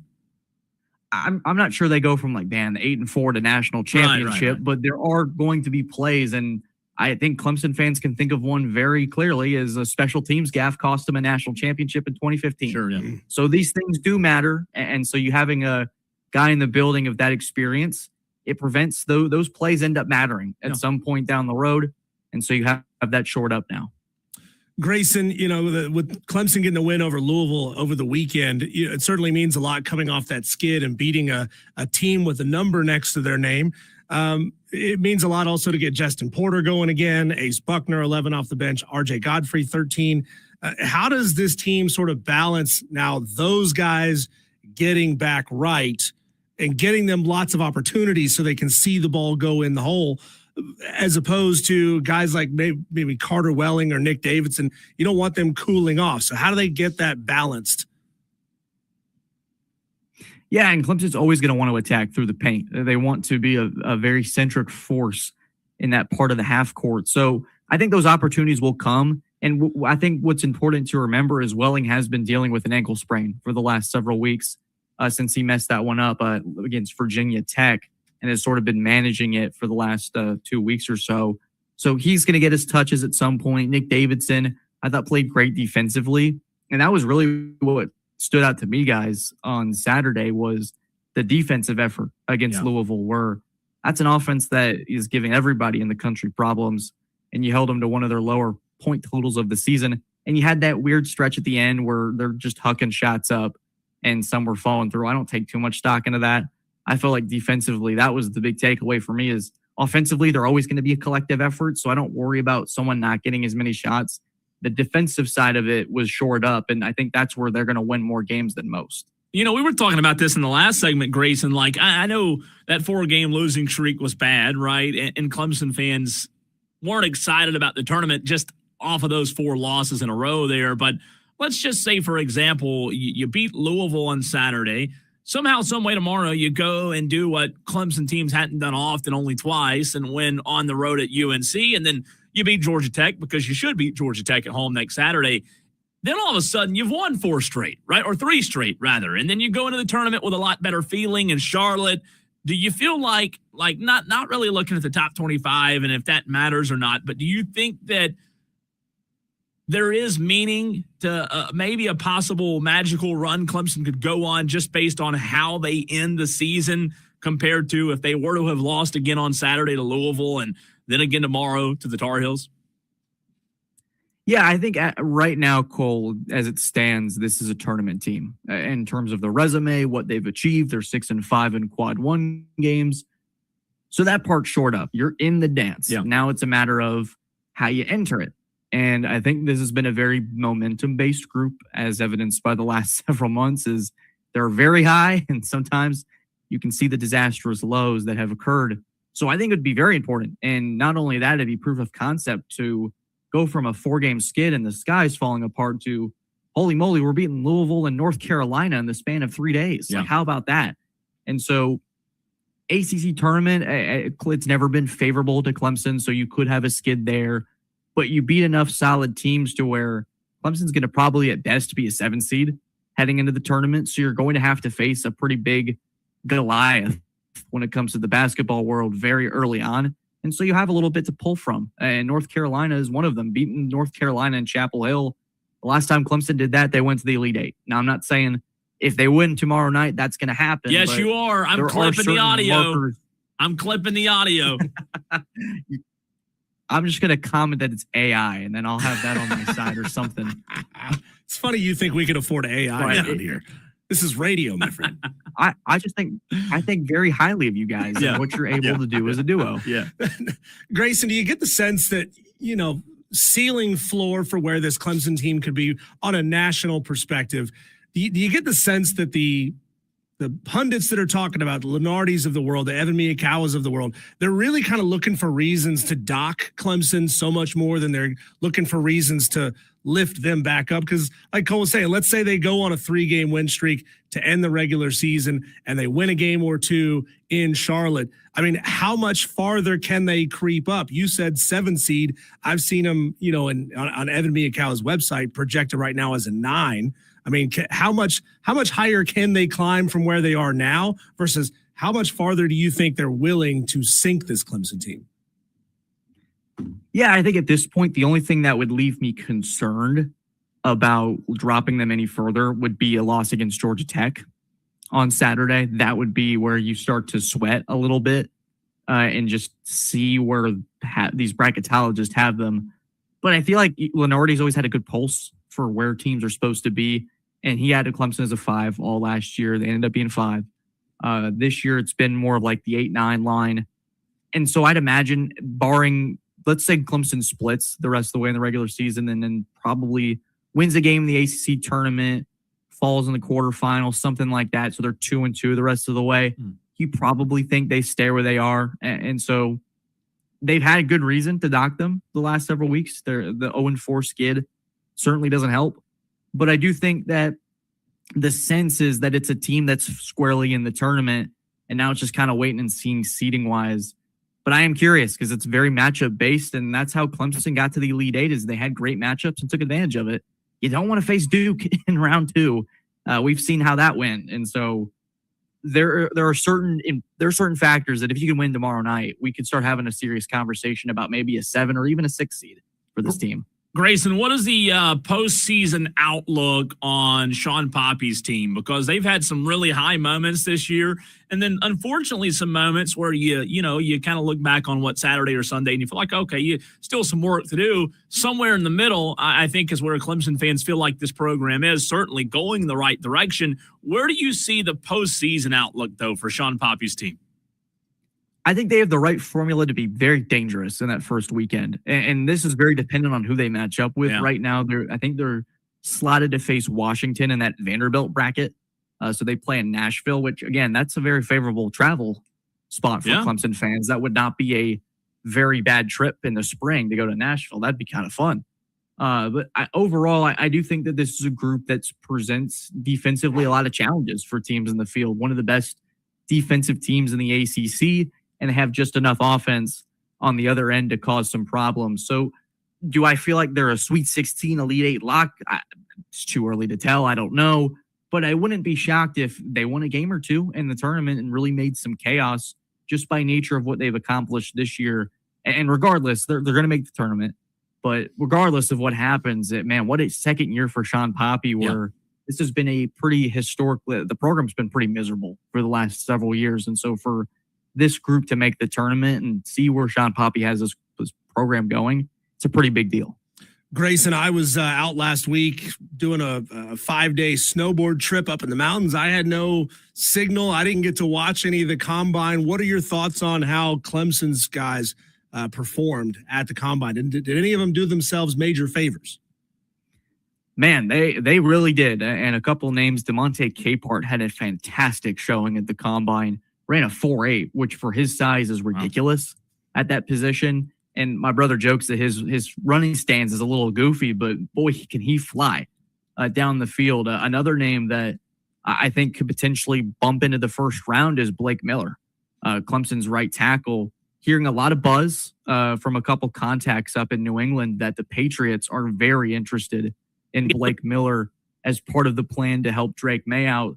And then Avion Terrell met with the Eagles this week at the combine. So a couple of Clemson fringe first-round draft picks really did themselves some favors this week, Diesel. It's going to be a pretty busy night, a busy several nights. If you're a Clemson fan, you're hoping to see these guys get picked somewhere.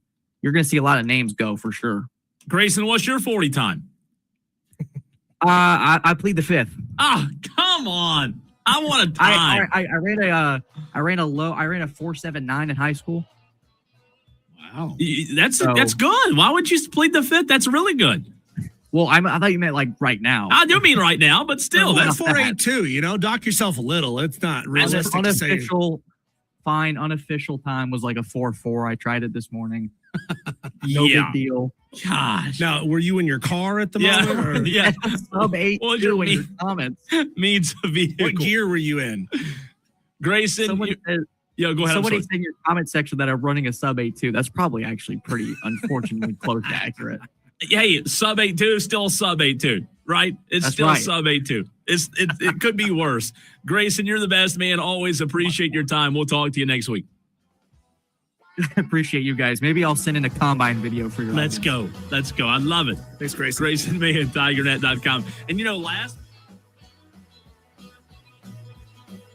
More fired up than your group chat after a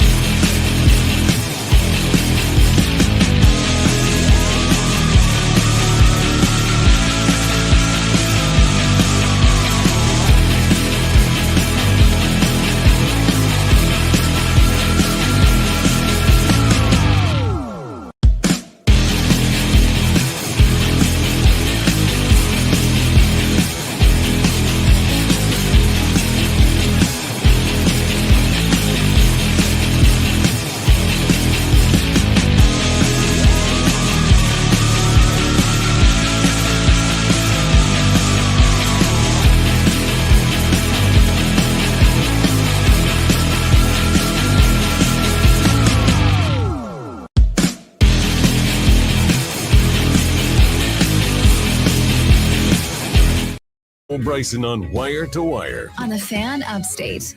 What's on the slate tonight, Tolos? Diesel for college basketball. Let's take a look and see, is there anything worth watching, or do you just turn the TV off completely? Now you don't want to turn the TV off. Oh, by the way, I have a new show to recommend.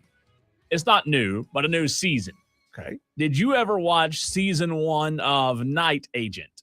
Did not. Okay, it's on Netflix. You have Netflix? I do. Okay, good. Step 1. All right. So Night Agent season 1, Diesel, came out years ago, like 3-4 years ago. I watched it. So what happened was I forgot about it. Is this a continuation of Knight Rider? Mm-mm. That was a great show. This is one of, I'm not saying, I know I say this a lot. This is one of the best shows I've ever watched. Okay. Night Agent. I'm going to just give you the gist, not spoiling anything. A guy has a job in the bottom of the White House, and his job is to answer the phone that never rings. Okay. If it rings, bleep's about to hit the fan. Something terrible's going on. And it is so good. I'm telling you. You've got to check it out. Night Agent. Night Agent. Yep. Is it like dark and clandestine? No. It's got a good mix. You might know the main actor. He's Gabriel Basso. Do you know him? He looks real familiar. Maybe. You know that guy's face? You see him? Yeah, I see him. Night Agent. Came out in 23. Maybe I know who that is. So it's been out for 3 years, the first season. Okay. Well, they just released the newest season, and there's 3 seasons. And let me tell you, you got to check it out. It is that good. I wouldn't recommend the show to you if it wasn't good. I know this actress, Brittany Snow. I don't know what I know her from. Yeah. But I know her from something. I'm telling you, man. It Tolos. Have you watched? Oh, there we go. Texter says season 1 was amazing. Season 2 or 3 under. See, I like season 2. He says season 2 and 3 were underwhelming. Tolo, I liked season 2 better than I did season 1. Well, I'm in a big show hole right now, so I need suggestions. Try it. Yeah. Night Agent. I've got to finish season 3 tonight. My wife says I should watch Heated Rivalry. What do you think about that? I've seen people talk about it. I haven't watched it. I've seen people talk about it. I have. You know, oh yeah, yeah. She. Oh yeah. She told me what it's about. I have no interest in watching it. Yeah. But she did send the link to her brother, my brother-in-law, who is a huge hockey fan, telling him that it's a show all about hockey. And turns out he got about 28 minutes into it and realized texted her back, cussing her. Like, what the bleep are you sending me? Well, it is about hockey, I think. In a way, but how do you say it? More than just hockey, I guess, right? Yeah. More than just the stick and the puck. Brokeback Mountain on the ice. Yeah, that's that's so bad. Anyways, college basketball, Night Agent, watch it. A big one tonight. That's Duke. what Night Agent sounds like. It No. It's way better. I hadn't watched I hadn't watched the rivalry, but I'm telling you, Night Agent's good. Duke NC State tonight. Duke favored by 8.5 points over NC State. Diesel. NC State's they're a good team, not a great team, not ranked. And then how about this one tonight? 9 o'clock on ESPN. Number 6 Iowa State at number 2 Arizona. Big one. Huge. That's a big one. 6 and 2. Are you kidding me? You got to give Will Wade credit for getting NC State back to this point. No, 100%. As quickly as he has, because NC State has been awful. It's been awful. And you know what? Will Wade, if you listen right now, Will Wade's one of those names to watch according to the experts out there. You know, for LSU, maybe. Well, you know, I'm just saying. NC State is never going to invest at the level they need to. No. You know, they're always going to try to win championships on the cheap, which means you're never going to win championships. I think he's a good coach. He's polarizing. I don't know if in a good way, but send him back to the state of Louisiana like that. No kidding, man. That's it. That's the only 2 top 25 matchups tonight. You know what UNC should do? UNC should fire Hubert Davis and hire Will Wade. Oh, I don't know if you can do that. Can you? Can you do that? I mean, Hubert Davis just miraculously disappeared. Then you could hire Will Wade. I did see last week, I'm blanking on his name off the top of my head, that the head coach at High Point, remember the one that I suggested should be the next head coach at South Carolina? Can't think of his name. Just got a 5-year deal. I know who you're talking about. Just can't think of the guy's name. So they think highly enough of him. You called to keep him in High Point. Maybe he'll maybe I don't know. You never know. But South Carolina has to pay that buyout first. That's the problem. They do. Can they afford it? Are they going to have Probably not. They're not going to. You don't get buyouts on BOGO. That's for sure. Tolo's big show today. We appreciate you for hanging out. We appreciate all the interaction. We need you to do it again tomorrow right here on Wire to Wire with Diesel and Cole Bryson on the Fan